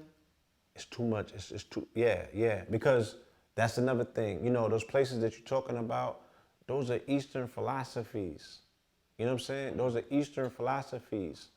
They don't have the Western mind in terms of, yo, you could just be over here doing whatever. X, Y, and Z. They don't have those liberties. Right. You got to get to it. There's a different level of seriousness involved in this. Over here is kid play. It's play. We feel that we have the luxury of time on our hand. We feel like we have the luxury of movement. We have the freedom of expression, of choice, and too many freedoms can become overbearing and make a person kind of like way down and lazy. And that's what I see. It's a level of laziness. I'm going to do this 40, 60, 80%, and it's enough. You know what I'm saying? And that's not what I saw over there. Like, I saw people that when you the underdog, right? And you want to become the top guard, right? From the underdog to the top guard, like, you got to push a little bit harder. You know what I'm saying? You got to dig in a little bit deeper, and you got to shine a little bit brighter to be seen from such a far place. You dig what I'm saying? I mean, think of the hypocrisy of it. They're 5 hours ahead of us, and they got to wait for whatever's going on over here. Shit, they 8 hours ahead of the West. The West is 3 hours ahead of the East, but they got to wait for these, you know what I'm saying, privileged Easterners. New York is the middle of this shit, and they drive everything. Everybody's waiting on us. And we in the middle. We in the middle of the time zone. You dig what I'm saying? We're not at the forefront going forward. We're not the first ones out. You know what I mean? They're in the future. We're not. So there's nothing that we could benefit more from at this particular time than building an ethereal bridge, a cultural exchange from individuals who have businesses, individuals who are studious, right? Who want to study abroad, because there's so much to learn over there about who we are and why we are and what we are. You cannot get the fullness of who and what and why we are if you're not over there researching the information that has literally been buried in a shallow grave. But your information is in architecture, your information is in the museums, your information is in the libraries, your information is in the colleges, your information is in parliament, your information is in all these places that are accessible right in front of your face. We're not even talking about the stuff that's hidden. What about the stuff that's accessible right in front of your face? You feel me? And I'm talking about, this is for the fullness of our story, because that's the thoroughfare that represents the connections to the Caribbean, to the Americas, and to the continent. That's the thoroughfare. That's the thoroughfares right there. We have to spend a little, because everybody can't. I'm just talking about the body of people who are able, as ambassadors, to make these trips. You know what I'm saying? Because I'm going to be over there for like 2 or 3 months. I can do that.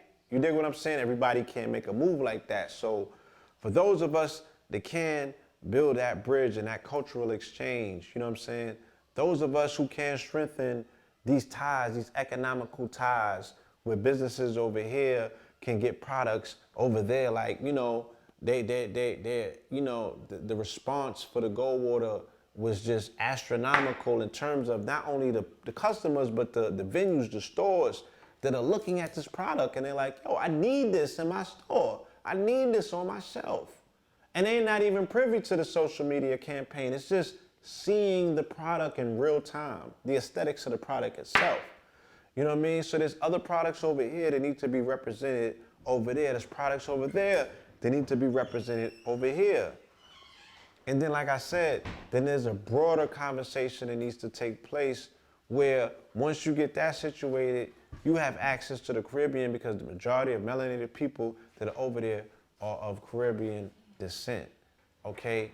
And then there's a conversation that takes place where, you know, your products can now be taken to the continent. Products from the continent can be taken to London or Europe and then brought over here. You know, this is not an ADOS conversation. No disrespect. I'm just saying, right? This is not one-dimensional conversation. You know what I mean? This is something that's talking about the full spectrum of who we are. You know what I mean? Because, you know, what I say, like, I'm ready for the intergalactical conversation to take place. You know what I'm saying? I'm ready for that level of merchant exchange to take place. You know, I want my goods to be selling on Sirius B. I know some aliens that can use this to decalcify their pineal gland. I'm trying to, you know, I'm looking forward to getting that popping. This stuff right here is just regular. Another thing, Blue, I don't mean to cut your wisdom. We have to, we look at ourselves because I guess this dimension is the most condensed, crystallized. It's the slowest vibration, I guess, out of other planets or whatever. Yes. So you have what we call matter. Yes. Don't sleep on our macabre, on our human spaceship. Absolutely. This shit is some advanced shit right here. Super. We look at it as like a meat suit, or we insulted, or we saying this shit ain't, you know, it's not powerful or this or that. We have something that there's a reason why entities want to possess people and take over people's bodies.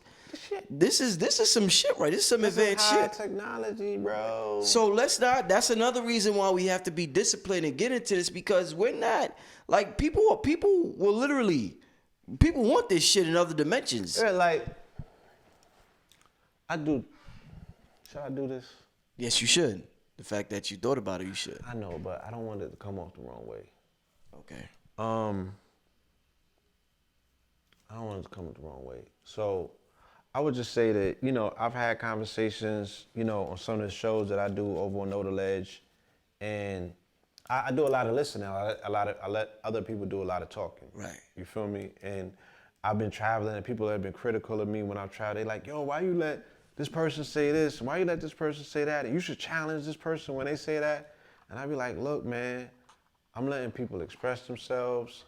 I know, but those opinions shouldn't be allowed to exist on your platform because it might confuse people, especially if that's not how you think.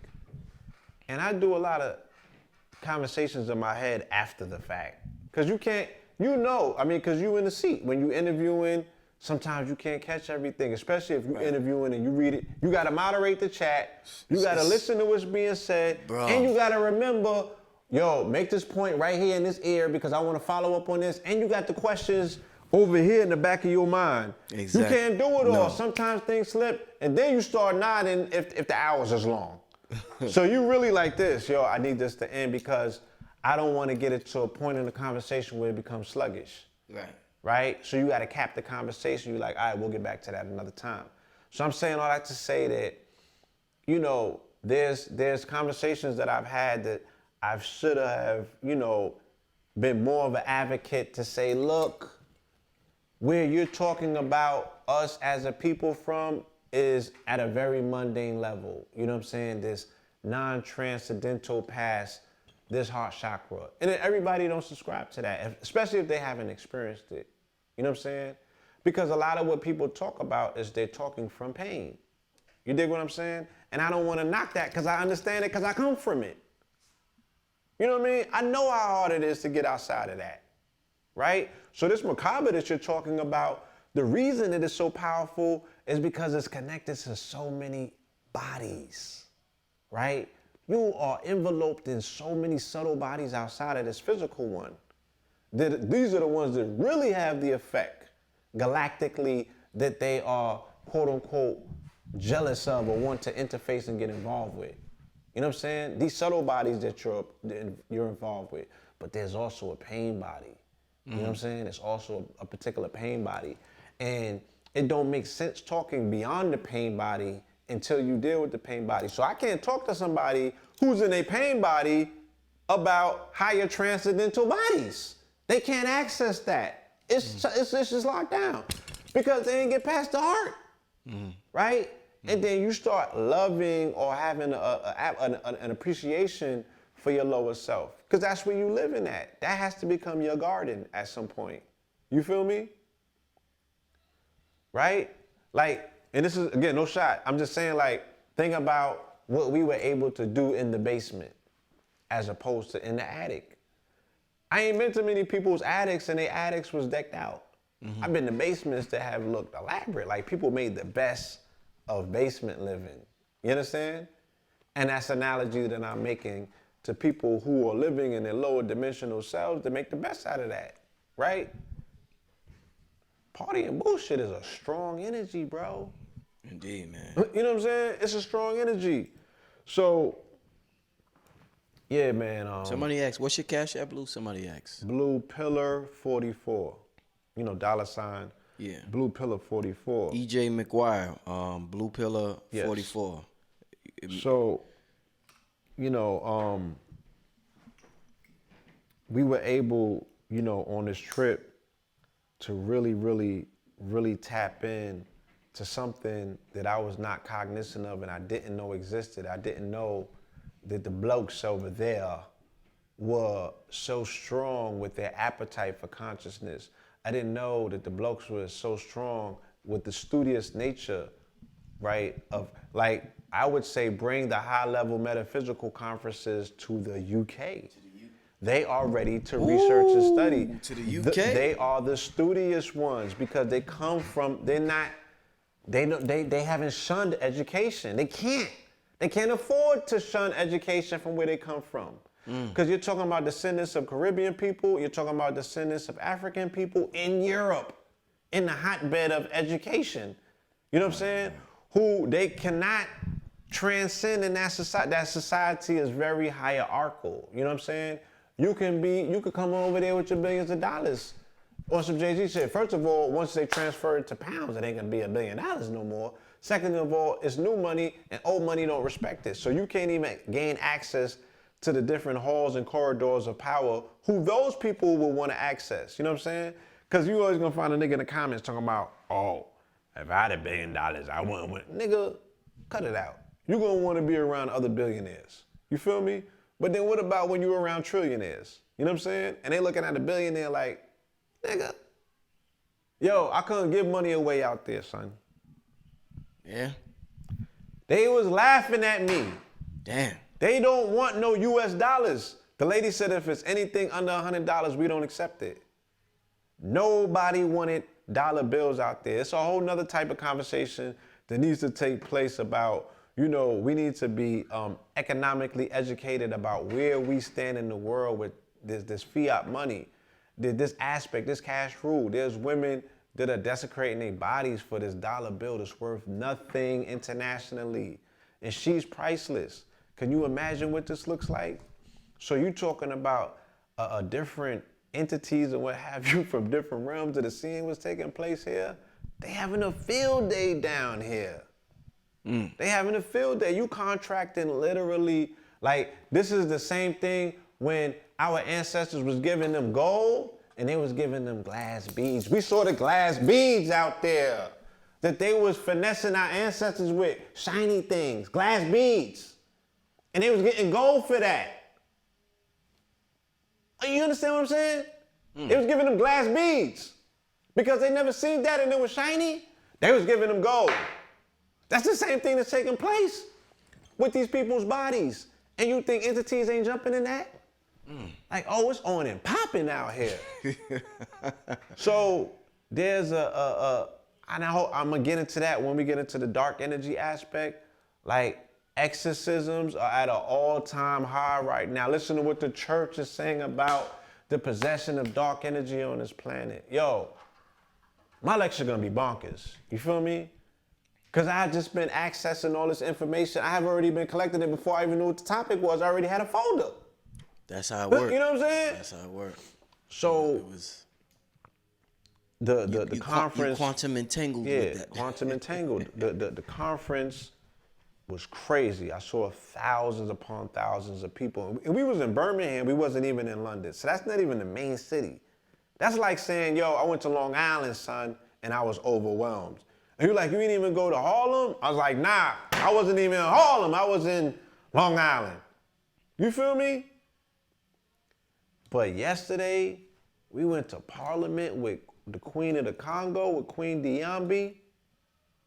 And son, I ain't never seen nothing like this in my life. Like, we got access to a corridor that many people don't make it into in this particular building. And the only two melanated people that were ever able to speak in Parliament were Nelson Mandela and Barack Obama. Because they feel that, you know, no melanated people have anything to offer them that they need to hear. And they feel that no melanated people has ever done anything worthwhile for them to be addressed in Parliament, son. You understand? So the Queen got up in there, right? The Queen gained access in there. She was able to bring us with her as her contingency, as her delegates. And we were able to have a conversation. I'm not gonna get into all of the details of that conversation on this platform because, you know, I feel that it was just too powerful of a conversation. I would love, you know, family is family, and I would love to share that with y'all. But I would love to even show you the results of it. I think that that would be more powerful. Right. Just know that we shifted a paradigm that has never been shifted on this planet. We did something in that building that has never been done. You dig what I'm saying? And we did it with dignity. We did it in real time. We did it in our regalia. We did it with ceremony. You know what I'm saying? And yo, they could do nothing but respect and bow. Like, we parted the Red Sea. You know what I mean? And there's gonna be a reverberation of effects felt from that demonstration. Shout out to Queen Diambi. This is one of the most beautiful mothers that I have ever met. You know what I'm saying? She is the queen of her people in East Congo, and she's also the, she sits on the stool of her people in Brazil as well. 1.3 million people over there. So, you know, the sister, her heart chakra is open. She's all about love. She's operating all in her upper chakra energy, you know, full spectrum love being, all about healing with love energy, man. I'm able to bear witness to the things that I've theorized about, read about, you know what I'm saying, dreamed about, and now I'm a part of it, you know. So I'm a different person as a result of that. My purpose is magnified, you know what I'm saying? And, you know, once again, when you what's the word that I'm looking for? When you confirm, you know, that thing that gives you purpose, that you're living for, you know what I'm saying? That you're willing to die to live for. You dig what I'm saying? Like, it's just a different level of strength that you have, man. It's different. It's a different level of resolve that you have. Doors open before you even arrive.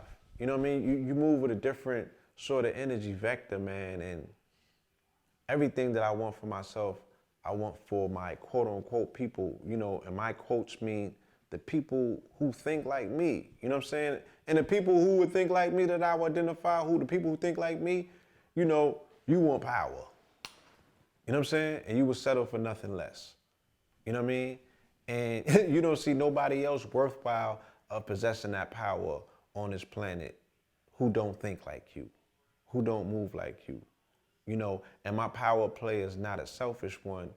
It's about the restoration of balance on the planet, you know, for the bringing back into balance the feminine and the masculine energies. You know, Blue, somebody had I didn't respond. Somebody maybe they're listening now. Somebody had posted a comment in one of my two previous videos. It might have been the one with Soleil. No, it was the one before. Shout out to Soleil. I think it was the one before Soleil. Who was that? It might have been the Billy Carson, the one we did about Terrence Howard and the Flower of Life. And somebody said, "Yo, Rich used to be." I think he used the word prolific. Used to be the most prolific when it came to covering current events. Did you see the comment? No, I didn't. No. Oh yeah, when it comes to covering current events, he was like, "Yo, you don't be on your job no more. Da da da da. You got don't forget what your purpose is." And I'm like, in my mind, I'm like, God damn, I didn't know my purpose on this earth was to cover current events. I didn't know that was my soul. Damn. What happened is that because I, you know, you did it consistently. You did it consistently enough where that's what was now expected of you. Right. So that became your shadow purpose. You feel me? And oftentimes when people see your shadow, they confuse your shadow for you. You understand? But you, right? Your shadow's an expression of you, right? It goes forward, but you full of color. You're different. You like, you know what I'm saying? Yeah. My shadow's just my shadow. So it was just funny seeing that, man. I'm like, damn, man. Your purpose, you entertainment, bro. You know what I mean? And sometimes you can do your job so well that you get pegged into that job. Right. You feel me? And that becomes an issue when, you know, what they say, what happened? What life happens. Motherfuckers don't want to allow you to let life happen. They're like, nigga, I need my news. Right? You got me geeking. That's what I'm here for. Yeah. And this is the dilemma that certain YouTubers face. Like, you take a week off and you could lose your whole audience. Yeah. Yeah. You know what I'm saying? They're highly upset. They get highly upset. Highly upset. So I appreciate the viewer for you know, being tuned in. I had Brother Rich had to go through some growth. It's not like I'm gonna stop the current news, but I just Brother had Rich to. was a father, a newly father, and life happens. How about it? Yeah, I had to go to different places. It all makes sense, trust me. But I'm definitely I'm rebooting the show with Professor Griff. So you know that's what me and Griff do. We decipher current news. So that's something that for those who are on that frequency, those who are on that level, that show would be geared toward them as far as because that is important. I'm not gonna talk down. That is extremely important. I always had them through a metaphysical twist to decoding the news, and I think the way me, Blue, and Red did it. I think I did it the most with Red and Blue and Griff. Right. The way we did it, we had but they got Black Dot. It was different. As well, right? Yeah, Black Dot. And he wasn't right? Urban X wasn't around. No, it wasn't around, but I'm saying now, while you took a brief hiatus, I will wait Thursdays, Dot and his son and Malcolm. Right. Wonderful, wonderful breakdown of current events and news. You know what I'm saying? So if y'all can't catch Rich, you're not cheating on the channel by going and seeing Black Dot do his thing as well. Shout out to Black Dot. You come back over when he do Dotson. His monumental interviews, right? Which right now they hit into he only got to do one a week. Facts. You know what I mean?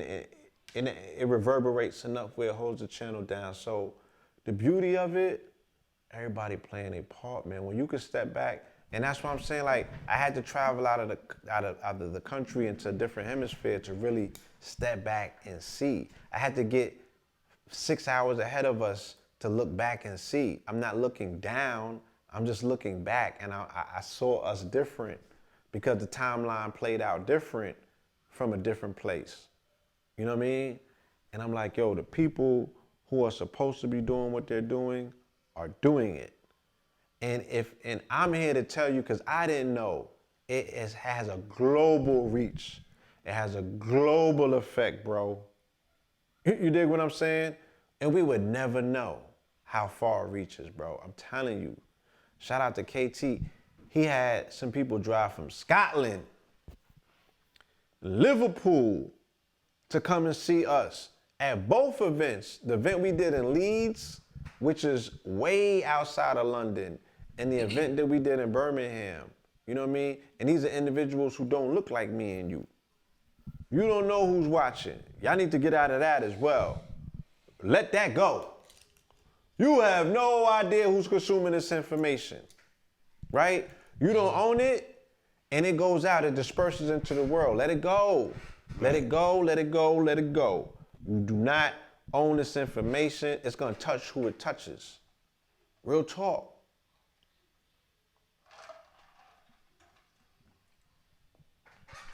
Blue. Yes. This lecture coming up, Accessing Universal Chi Energy. I want to read you something real quick, my brother. Please do. This is from Bruce Lipton. You ever heard of Bruce Lipton? Sharp white dude, man. Shout out to Bruce Lipton. Sharp told dude. you about Bruce Lipton. Come on, I would son. love you doing to. me wrong, man. No, we did have talks Biology about of belief, right, man. Are you serious? right. Blue, we did talk about Bruce Lipton many years ago. Skin receptors. He's the one that told you that the genes are not responsible. You know what I'm saying? Your DNA is activated by your environment based on your skin receptors. That's my thing. Say card for. Hold on, I'm gonna get into it. Hold on, family. Bruce Lipton. Yeah, Bruce Lipton is a legend, man. And you're gonna say what I said. You know what I'm saying? I said to Red the other day, it was playing. I was like, man, wouldn't be that the illest thing if we could bring Bruce Lipton in for a lecture to talk to these people? You dig what I'm saying? Like, yeah, Bruce Lipton is something else, man. You know what I mean?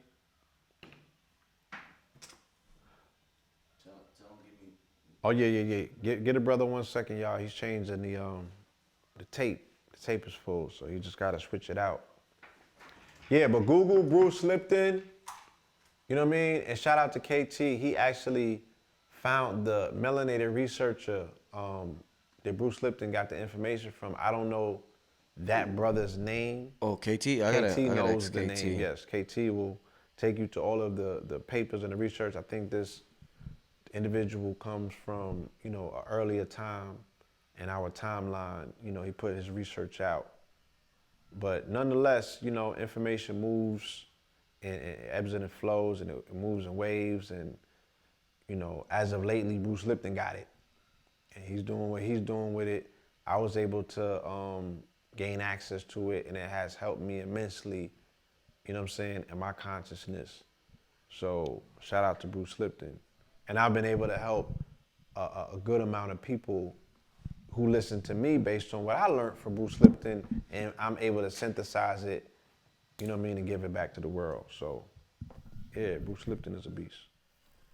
Is my does the screen say card full, y'all? I don't know why it's saying that. I'm not even using the card. I have no idea. Give me a second, family, because I want to get this right before me and Blue. Give me a second. Yeah, I want to get this right. Well, in the meantime, while I fix this, family, make sure y'all get the live stream if y'all can't make it. If you can't make it, November 3rd, that's the day. Let's go into 2020 right. Let's go to this next frequency. Let's tap into this God consciousness. You know, it's one thing I realized. I realized how serious, and you always told me about this, Blue, while I get this together.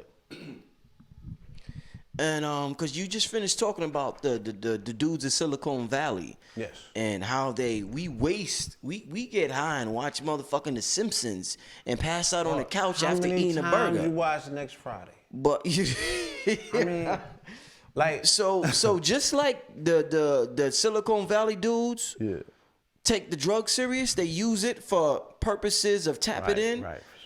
Which I would say spiritual purposes. The new age community, if you want to call it the white community, they take this shit dead serious. Bro, how long I've been telling you that? Tony Robbins, they spent $1,000 to see him speak for 2 days. Easy. And put their feet on some fire, hot rocks. No, they paid $10,000 to go to his retreats and his seminars. $10,000. That's the entry fee. And they there. You see them size of them rooms? You feel me? Yeah. 10,000, right? And seemingly, these are not the people who need it the most on the planet. Seemingly, right? Because you keep telling me that they don't have a spirit. So what the hell are they doing with spirituality? But they'll pay $10,000 to go and get it. Whereas you need it the most. But you asking Brother Rich, why is the seminar $50? And you got Red, Blue, Gano, and Billy Carson in a performance. Talk to me. In a performance. And then when you get out the country and you see that, what the hell is $50? You can't give it away other places. And when you convert it to pounds, it's $35. It's nothing. Are you serious? We got this thing twisted, y'all. Yo, so I'm gonna continue to go to the next level. Y'all can see where I'm going. You can't deny where I'm going at this point. After Holy Ghost 2 and you see my direction, I'm going nowhere but up. I'm gonna be on my Mayweather shit real quick, Blue Pill. But listen, Blue, listen to Bruce Lipton, because Blue's gonna be touching on, like I said, family. I'm serious about this shit that I'm gonna get into as far as advancing and what I can do. I know generations down the line they are going to, but I'm gonna plant the seeds right now. But Blue, each living cell in our body is a battery. Yes. Every cell, Bruce Lipton says, has 1.4 volts. Yes. 50 trillion cells in the body times 1.4 volts is a 700 trillion volt electrical body. Yeah, shout out to KC. 700 trillion volts of electricity in our body that You can light a city, yeah. that we pay. Now that sounds what our community would call pseudo. That sounds absurd. If Blue Pill say I could light a motherfucking city, y'all. Light a city up. Literally, you can. Right, yeah. Literally. Blue, literally. we missing like Blue. I'm gonna do Right, something next year right. where we're gonna get there's gonna be some type of meet and group. I love talking about it, bro. 700 trillion volts of electricity. What I use? Potentiality. How many I use? The unused of potentiality. Stop telling me that you want 100. You know what I'm saying? You are on a fraction of 0.00001% of 1%. You understand? You're only accessing about maybe, and this is for the genius mind, 3% of your brain. I've heard people say 10. You know what I'm saying? Not to take nothing away from nobody, but not these niggas. I'm sorry. 3% of your brain power is all that you're accessing in this particular dimension. You know what I'm saying? And the pinnacle for you niggas is the bag. That, like I said, if you go across the pond, you know what I'm saying?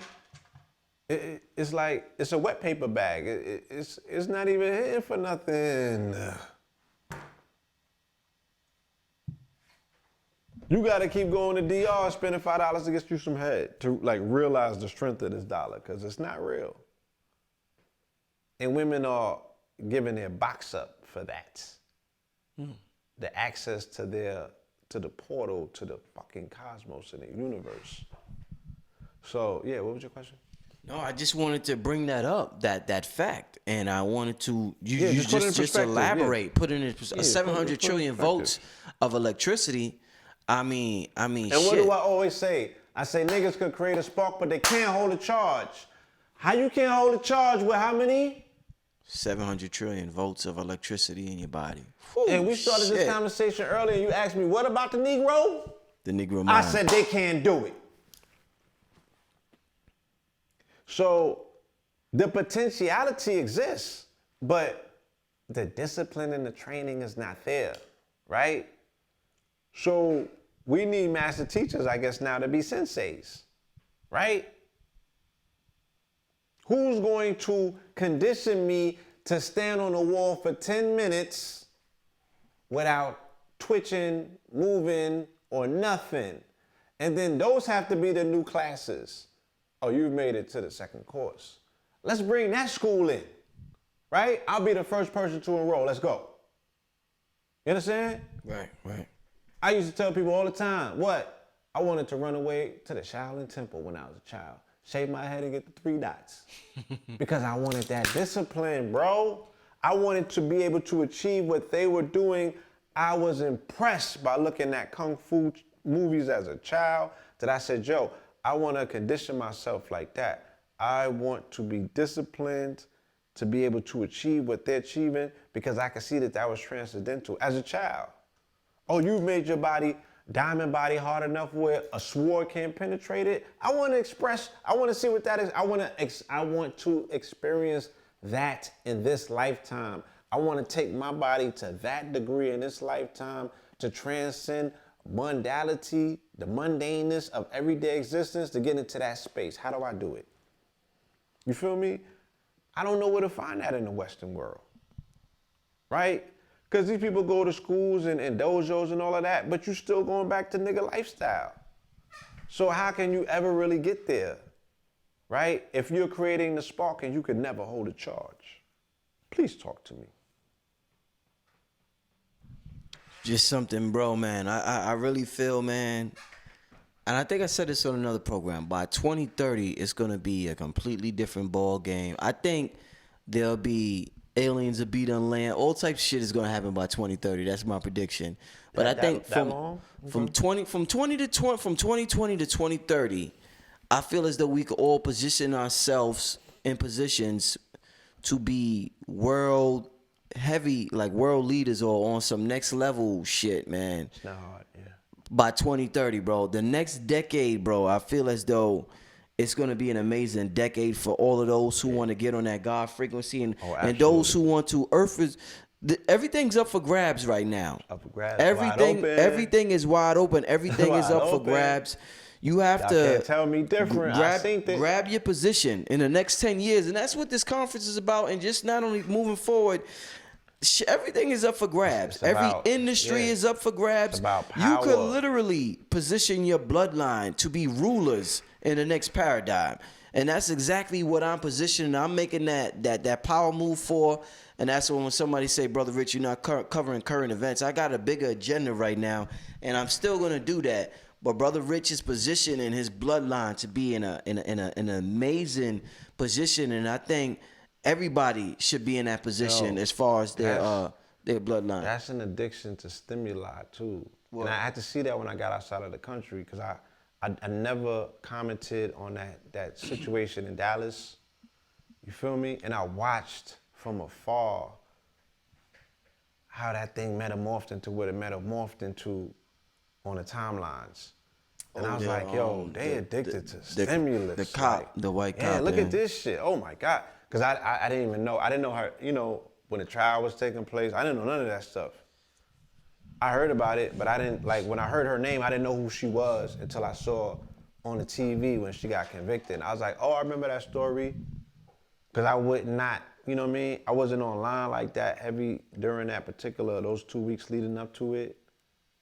But then I was out of the country when I watched all that other stuff take place. And I was like, yo, these people, they're addicted to trauma and whatever they're addicted to, because they're not going to do nothing. You know what I'm saying? They're not going to do nothing but provide commentary that becomes very weighty at the end of the day. You know what I'm saying? Because you're not going to avenge nobody. You're just going to speculate. There's so much speculation. So much speculation and so much judgment, because there's an addiction. This has become your entertainment. Your entertainment is your stimulus.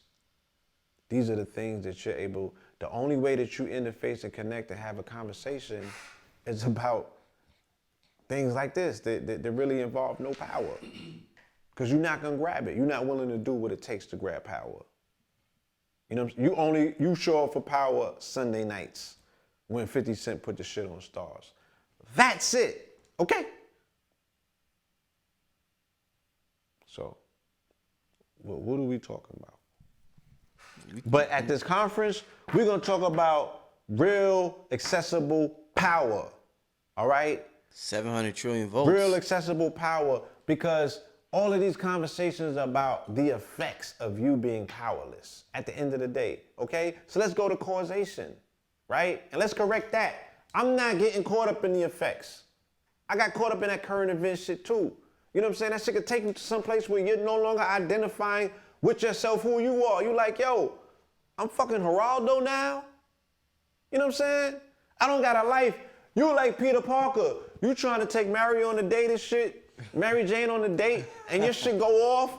You know what I'm saying? And you gotta go and get your fucking camera. And, bro, I've been a journalist for 20 years. You know what I mean? You don't got no life. You belong to the story. You're a slave to the motherfucking timeline. Right. And if like you said, if something happened, your ass better be there to. You gotta be there. You gotta be the first one to cover it.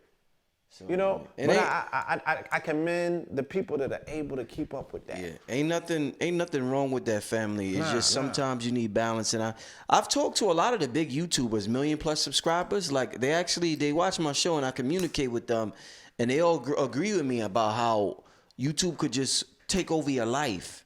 Overwhelming, you'll become a slave to YouTube. Bro, as far as just I've been on YouTube since 2007. January 1st, 2007.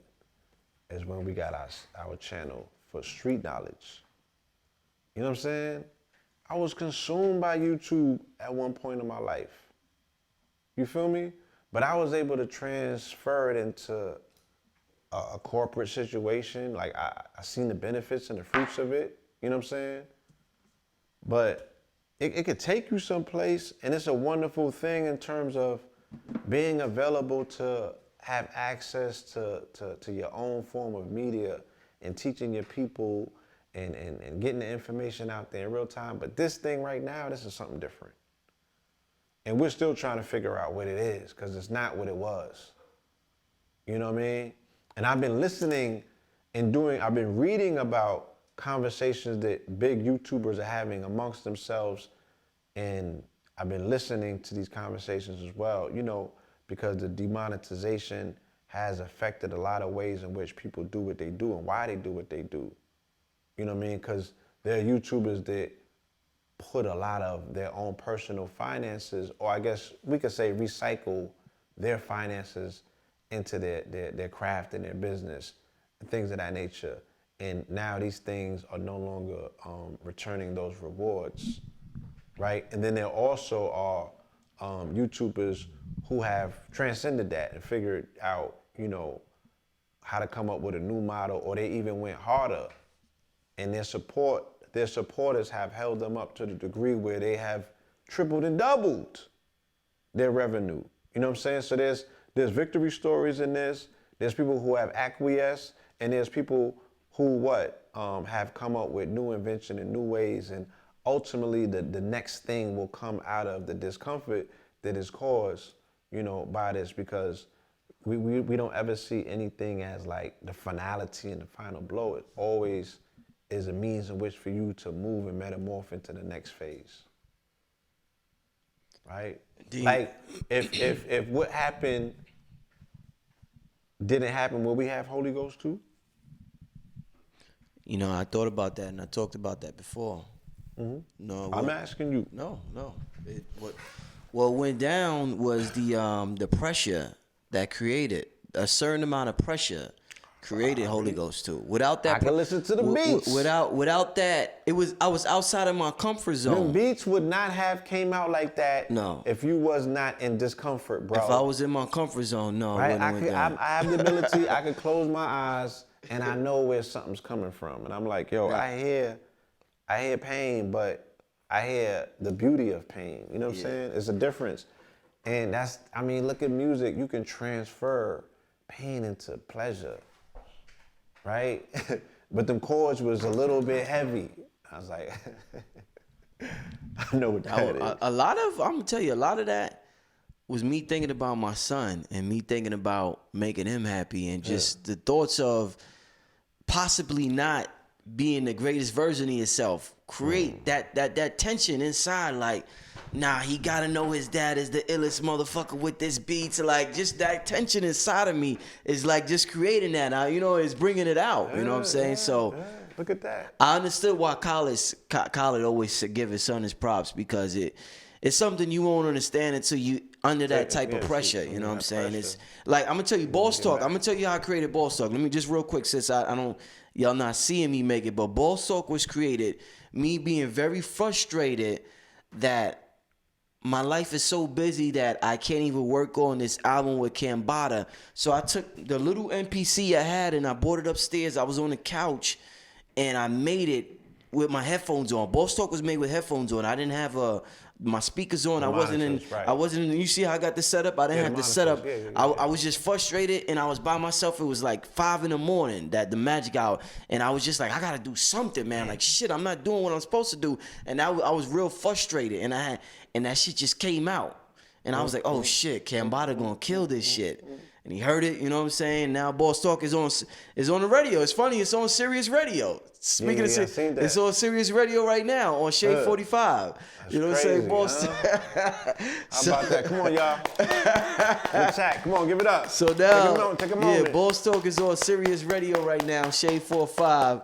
And it was made with Sirius in mind. God damn it. Let's give it up. So that's that. Blue, man, I mean, this is just some amazing stuff. I really look forward to your talk, the conference. Yes. Everybody keeps talking about the gold water and what is that blue is sitting next to. I got a picture, y'all see the picture of Red Pill's lecture coming up. Everybody's gonna have a flyer, by the way. But everybody keeps asking about that gold water, and they're saying that it's the return of the golden race, that the golden era, that's coming upon us. You see, I got my, the bloke. You know what I'm saying? Got our golden time compass and we're bringing the gold back. Bringing the gold back. It's that time. It's golden time. Yes. I gotta go to London, man. Yeah, wish I had some tea. Do you watch London Real? He be having Dan Pena on there a lot. Montauk yeah, Chia. that's my dude. Yeah. Yo, London Real family. Yeah, that's my guy. Very good YouTube channel. Dan Pena and the motherfucker. Dan Pena's funny like a motherfucker. That's my guy right there. He's funny like, oh man, billionaire Power, Dan Pena. Right? When we gonna talk about power? Real. And that's Star Show. You know? Let's talk.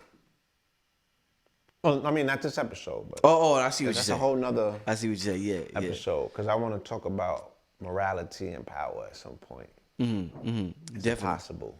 Definitely. Do you access the level of power that is necessary for us? You know what I'm saying? To transcend, these prisons. If we're not able to transcend the prison of morality. Well, people might think you trying, that's a slippery slope. Yeah, I like the slippery slope. It's I'm ready for this. We want to transcend morality because we understand it's relative, but at the same time, people with good information, they become scam artists. They they start lying to the people. What's that say? Absolute power corrupts absolutely. Is that how it goes? Absolutely, yeah. So, man.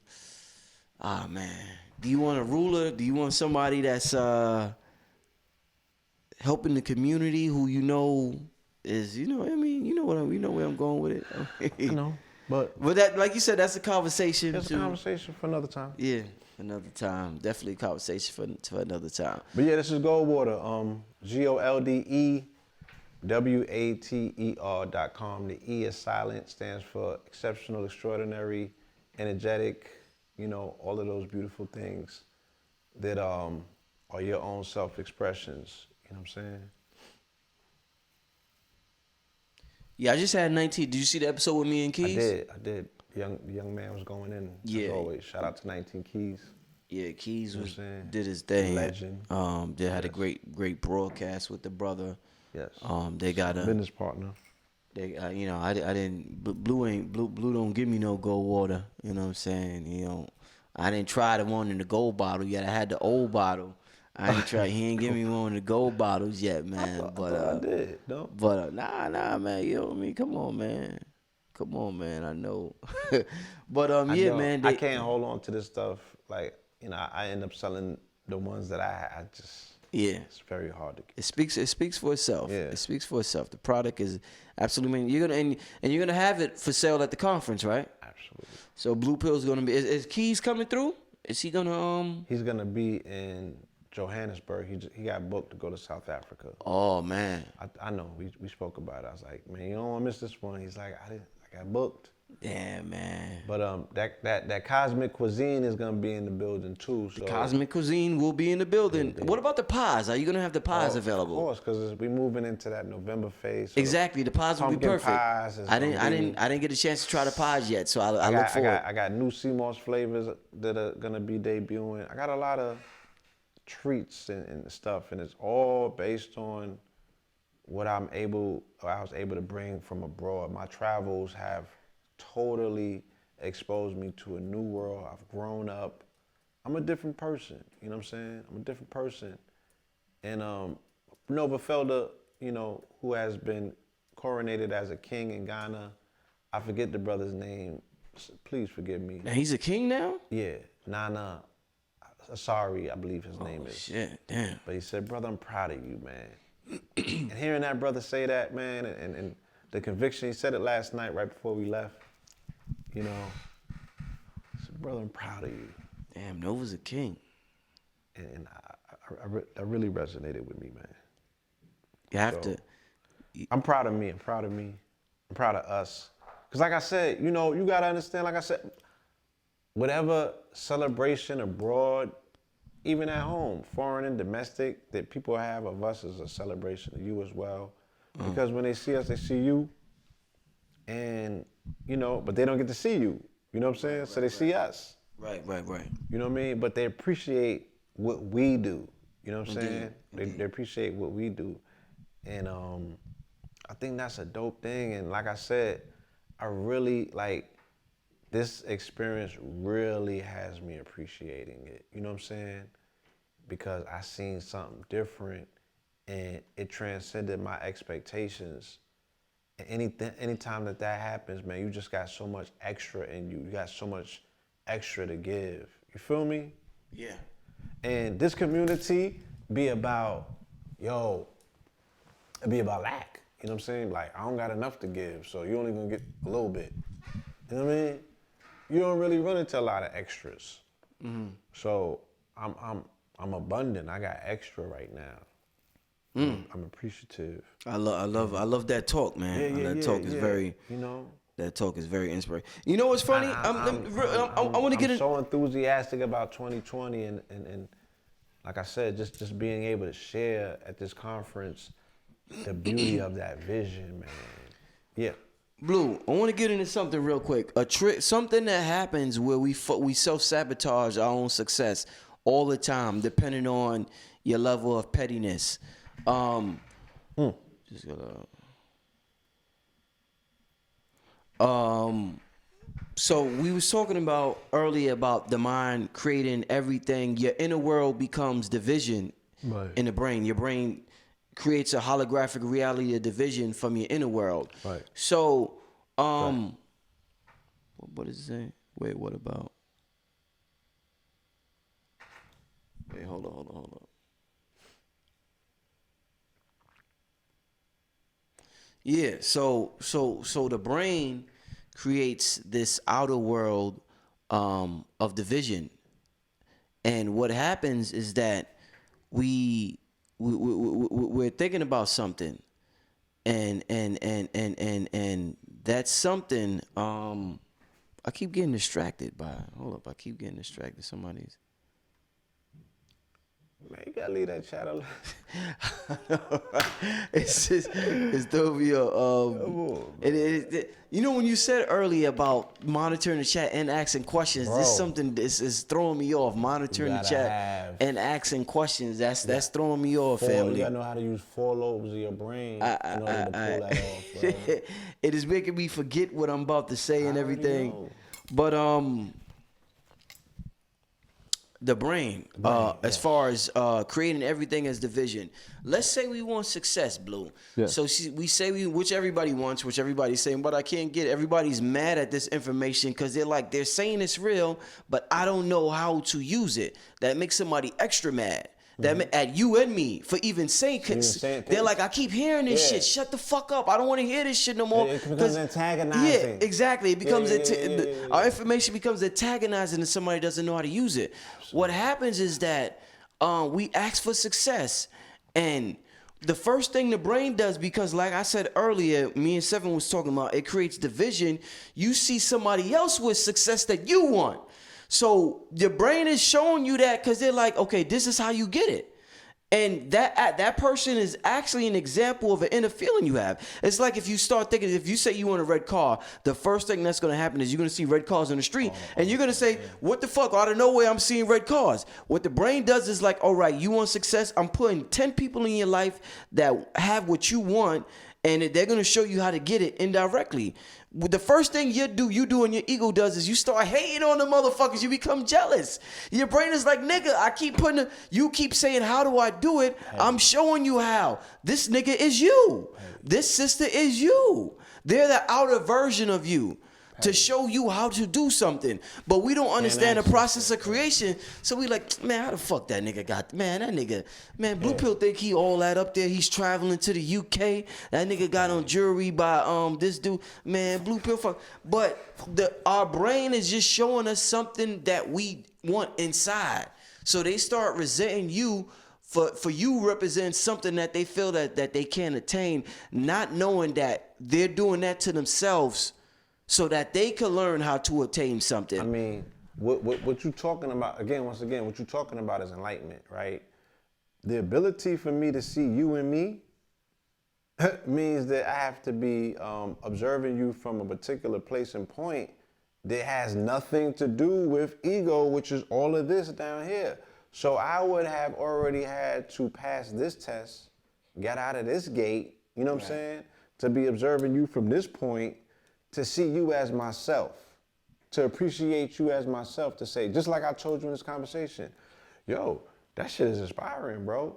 And I'm not afraid to say it. You know what I'm saying? I'm not trapped in my ego. Right. You know what I mean? Right. Like, I'm not caught up in myself.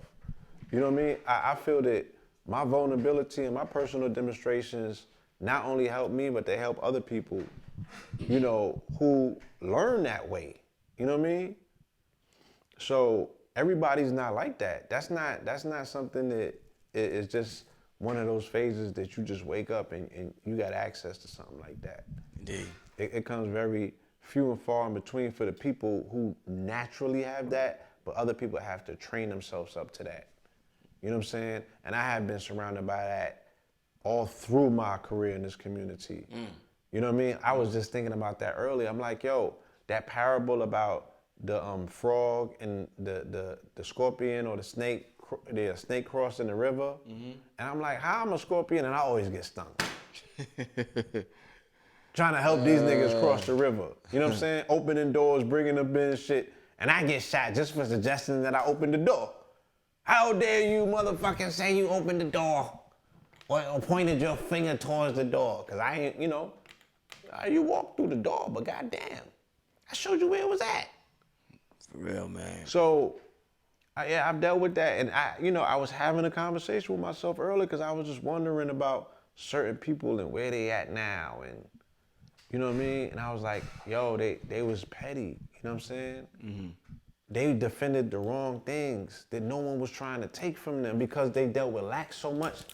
They was just like this, misers. You feel me? And I'm just like, yo, like, you missed out on the whole world, bro. The world was your oyster. You know what I mean? And like, you got clammy. So. Fact. Listen, family, I want to thank everybody for tuning in, man. I done had Blue Pill here for about 2 hours, 30 minutes, man. It's past 12 New York East Coast time. Bro, I haven't slept since, what's today? Tuesday. Today's Tuesday? Well, now technically it's Wednesday because it's past 12. But, all right, so I flew out Tuesday this morning. I was in the studio last night in London. So I left the studio. We broke night. This is a busy man, ladies and gentlemen. Yeah. Broke night. So Sunday. I haven't slept since Sunday. Yeah. Because we was in the studio that day too. And we broke night. And I got like 3 hours of sleep. And then we got up. Yeah. And from we got up then, I haven't slept since that point when we got up. For my 3 hours of sleep from Monday. Yeah. But I'm good though. I'm charged. I'm supercharged. You know what I mean? I couldn't sleep on the plane for some reason, like, cause I was sitting upright. It just ain't work, man. It ain't work. That's why I got these glasses on, cause I got a level of jet lag. I don't want people to see. Yeah, well, it's all good, brother. I want to thank you for coming through once again. As soon as you touch down with New York, New York, yes. The Cosmic Kitchen will be in the building November 3rd. Last Breath will be performed by Red Pill, Blue Pill, Cambatta. Holy Ghost 2 tracks will be performed. Yes. Blue Pill got an amazing intergalactic lecture for you. Red Pill, an amazing lecture. Sri Master Gano Grill's amazing lecture. Billy Carson, he's going to bring something that, shit, he ain't even bring the ancient aliens yet. Again, like, shout out to you for bringing back, because this whole time, 2019 has been about this time bridge, this 10-year period, and a larger for me personally, my 20-year window and 20-year period. But this is what in 2000, 2001, when Dot and Shabazz and other individuals, put their minds together, and I was in the background, just pushing pieces in place for them to do what they had to do, introducing the right people to one another. When we formulated the Metaphysical Underground, it was about, and you know what I mean? The big homies was like, yo, feeling them, you know what I'm saying? So when the young lecturers now came behind that, you had to go berserk with your stuff. You wasn't holding nothing back because you like, yo, they ain't ready for this and I don't think they on this level. No, you was trying to, you know what I'm saying? You wanted to knock people, Mike Tyson, one hit, you know what I mean? Like, and that's the type of lectures that we could only grow from them sort of lectures. We could only grow from this kind of information. So you bringing back the essence of what this community really needs to transcend.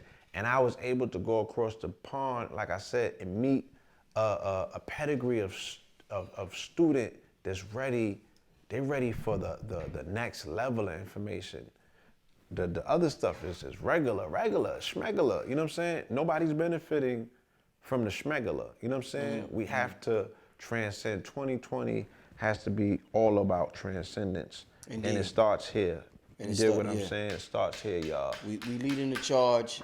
Like I said, man, this is I think I'm putting it out there. This is gonna be the best lecture from Blue Pill, the best lecture ever from Red Pill, best lecture ever from Billy Carson, and the best lecture ever from Sri Master Gano Grills.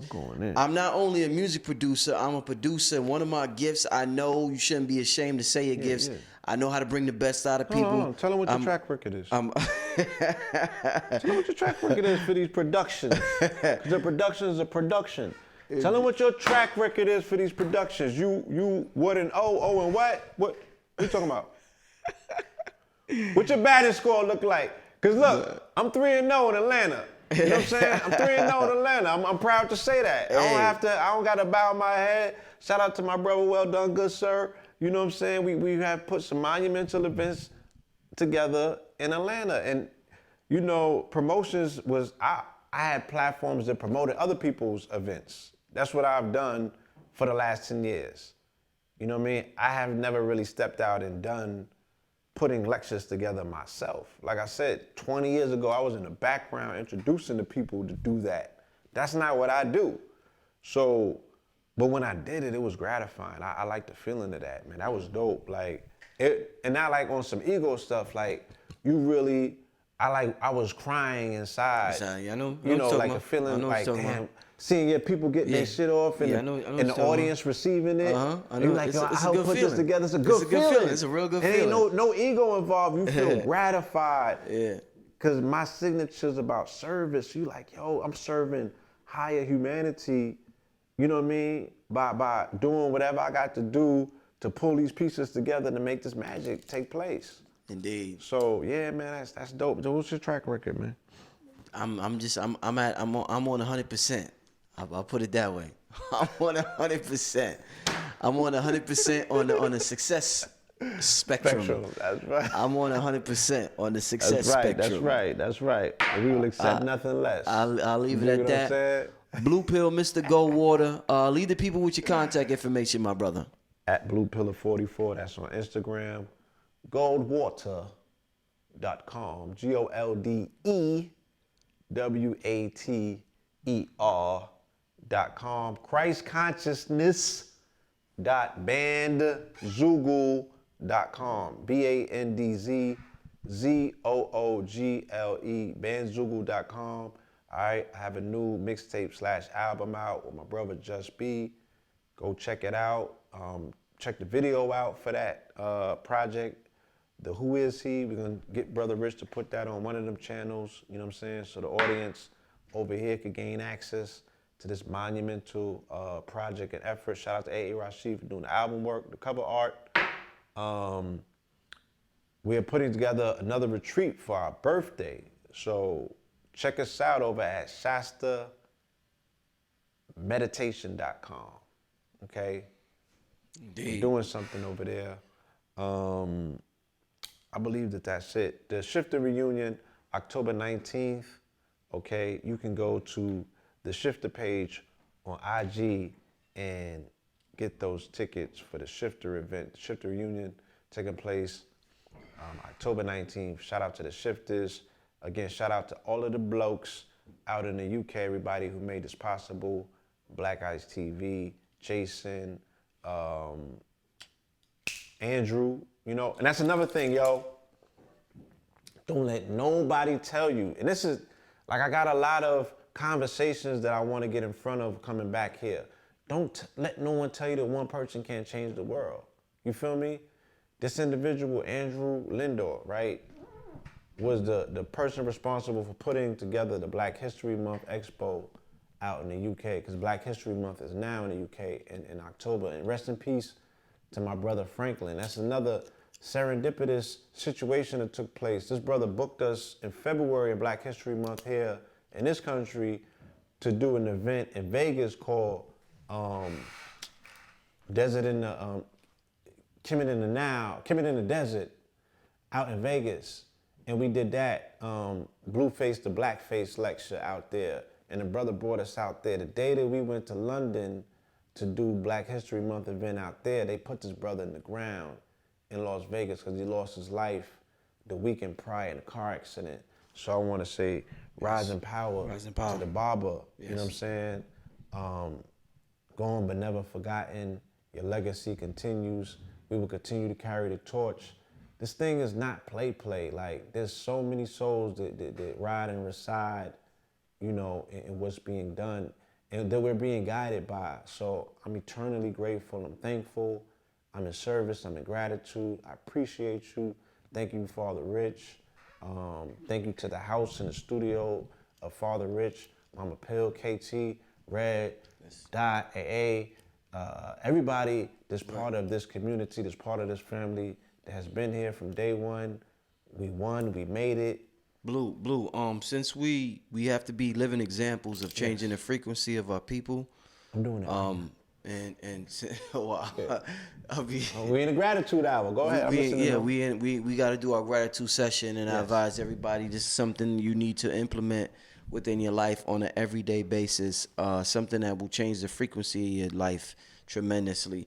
Blue Pill, I want to get a minute of your time and just tell me what you're appreciative for, and then I'll follow up, my brother. But you could go ahead and go on your appreciation rampage. Doing that.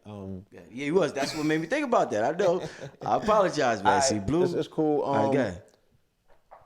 From the spring, from the well from which I sprung forth, I want to first and foremost express my gratitude for Mama. I want to edify my mama. I want to edify all mamas from which all of us spring forth. You know, of course, you know, my father and all of my forebearers, my ancestors, you know what I'm saying? I shared the womb with Red, you know what I mean? Thank you for the company, the good company that we kept. I'm sure that we was chopping it up in there. We had good jokes and everything. KT, I have other siblings, sisters as well. Shout out to them. And, you know, my friends and my family, the unit, the people that made it possible, my adversarial people in my life, they also helped me grow. You know what I'm saying? There's nobody that I've ever been in contact that I haven't extrapolated something from to grow from. So shout out to everyone who has participated in any experience that I have involved myself in, right? Because it's all participatory. Like, I'm never the victim, always the volunteer, right? And again, a further extension to the most current people that I have gratitude for, and Fadishi, Nova Felder, Sister Jatali and her entire family, you know, Queen Diambi, she adopted us as her children, so that's another one of my spiritual mothers. I got a lot of spiritual mothers. Shout out to all of my spiritual mothers. Jason, Terry, Richie, Brother Ya, Yeah. So, everyone that is part of that particular demonstration that just took place, you know what I mean? 19 Keys was there. What's the sister's name? Holistic Baddie, his shorty, my shorty. Shout out to her for, it's been a minute. I've been away for a minute. So, yeah, all of the good people, you know what I'm saying, to continuously keep the energy on a high vibrational frequency. All of the light workers out there that are doing the work, all of my business associates, gratitude, peace, love and light. Oh, and the audience, man, shout out to y'all. Without you, it wouldn't be possible. Everyone that I came into contact with that gave me a little bit of love, reciprocated the love back. All of you out there that are watching this, that are taking your time out. Anyone who has ever done any comments, whether, what would be considered positive or non-positive. Man, shout out to everybody. Thank you. So we closing it out on our appreciation rampage. Once again, this is something, one of the closest vibrations to love is appreciation, and you appreciating, things in your life and everything. It will put you on a higher vibration. So Blue Pill just did his 2-minute appreciation. He went a little over. I'm about to do mine. We're going to end the show, family. After that, I want you to do yours on an everyday basis. And let me know how it works out for you, family, all right? Let's just stay on this high vibration. That's what we moving into 2020. That's what this conference is all about. And with that, Brother Rich is going to do his 2-minute appreciation. First of all, I just thought of something. And each appreciation is different because there's so many things to be appreciative for. I'm appreciative for Blue Pill for connecting me with Lillian Gregory, Dick Gregory's wife. This was about in 2013. I had this plan of going on YouTube and making a name for myself on YouTube because I previously done so as far on Blog Talk Radio and just being in Brooklyn, being a vendor in Brooklyn and everything. And I wanted to take it to YouTube. And one of the people I wanted to start my YouTube era out with was Dick Gregory, and Blue Pill connected me with Lillian Gregory. She had me send the fax to Dick Gregory. So I appreciate Blue for making that connection with me. I appreciate Lillian Gregory for always telling Dick Gregory he had to do the interview with me. If you watch the old episodes, he said that all the time, man, my wife would kill me if I don't do this interview with you. So, I always had a great relationship with women my whole life. Yeah, so I appreciate Lillian for just seeing that the goodness in me and looking out for me. So shout out to Lillian Gregory. Shout out to, I appreciate the feminine principle that has always taken care of me in my life, whether it be my girl that I'm with now, whether it be my mother, had the greatest mother in the world. So I appreciate being birthed to the greatest mother in the world. I love my mother to death. I appreciate her. I also appreciate the people on YouTube that show support. I appreciate my Patreons when when I could always depend on them to support my program and support my broadcast and just to make sure I keep this going when I'm a little tired. I know my Patreons, I have people that financially believe in me. It's different. That hit different. That hit different when you got somebody that believe in you and somebody that financially supports you and believes in you, and they just willing to support you because they know where you could take it. So that hit different. So shout out to my Patreons. Shout out to everybody. I appreciate King Simon for delivering the book Keys to Inner Space to me. Shout out to everybody who's waiting for that. I will deliver that to you. Shout out to everybody on YouTube watching right now. It's beautiful having 600, 700, 800 people, 1,000, 2,000 people watching you and listening to you talk. It's absolutely amazing. Shout out to everybody that's coming to the conference. Shout out to everybody. I appreciate everybody that is speaking at the conference. And man, I just appreciate this knowledge, man. This knowledge is amazing. I appreciate knowing that I got 700 trillion volts of electricity in me. That's something amazing. I mean, out of billions of people on the planet, the fact that I know that and I have the ability to act on it, I have no complaints after this life. I've been given everything. It was just up to me whether I wanted to implement it or not. But I've been given the jewels. I've been given the gold. I've been given everything that any human can ask for at this point. So I appreciate it to the great divine source for allowing me to channel this information. And that's that, man. Blue Pill, we getting out of here. You're going to see him again soon. Family, I appreciate you for being in here. And I'm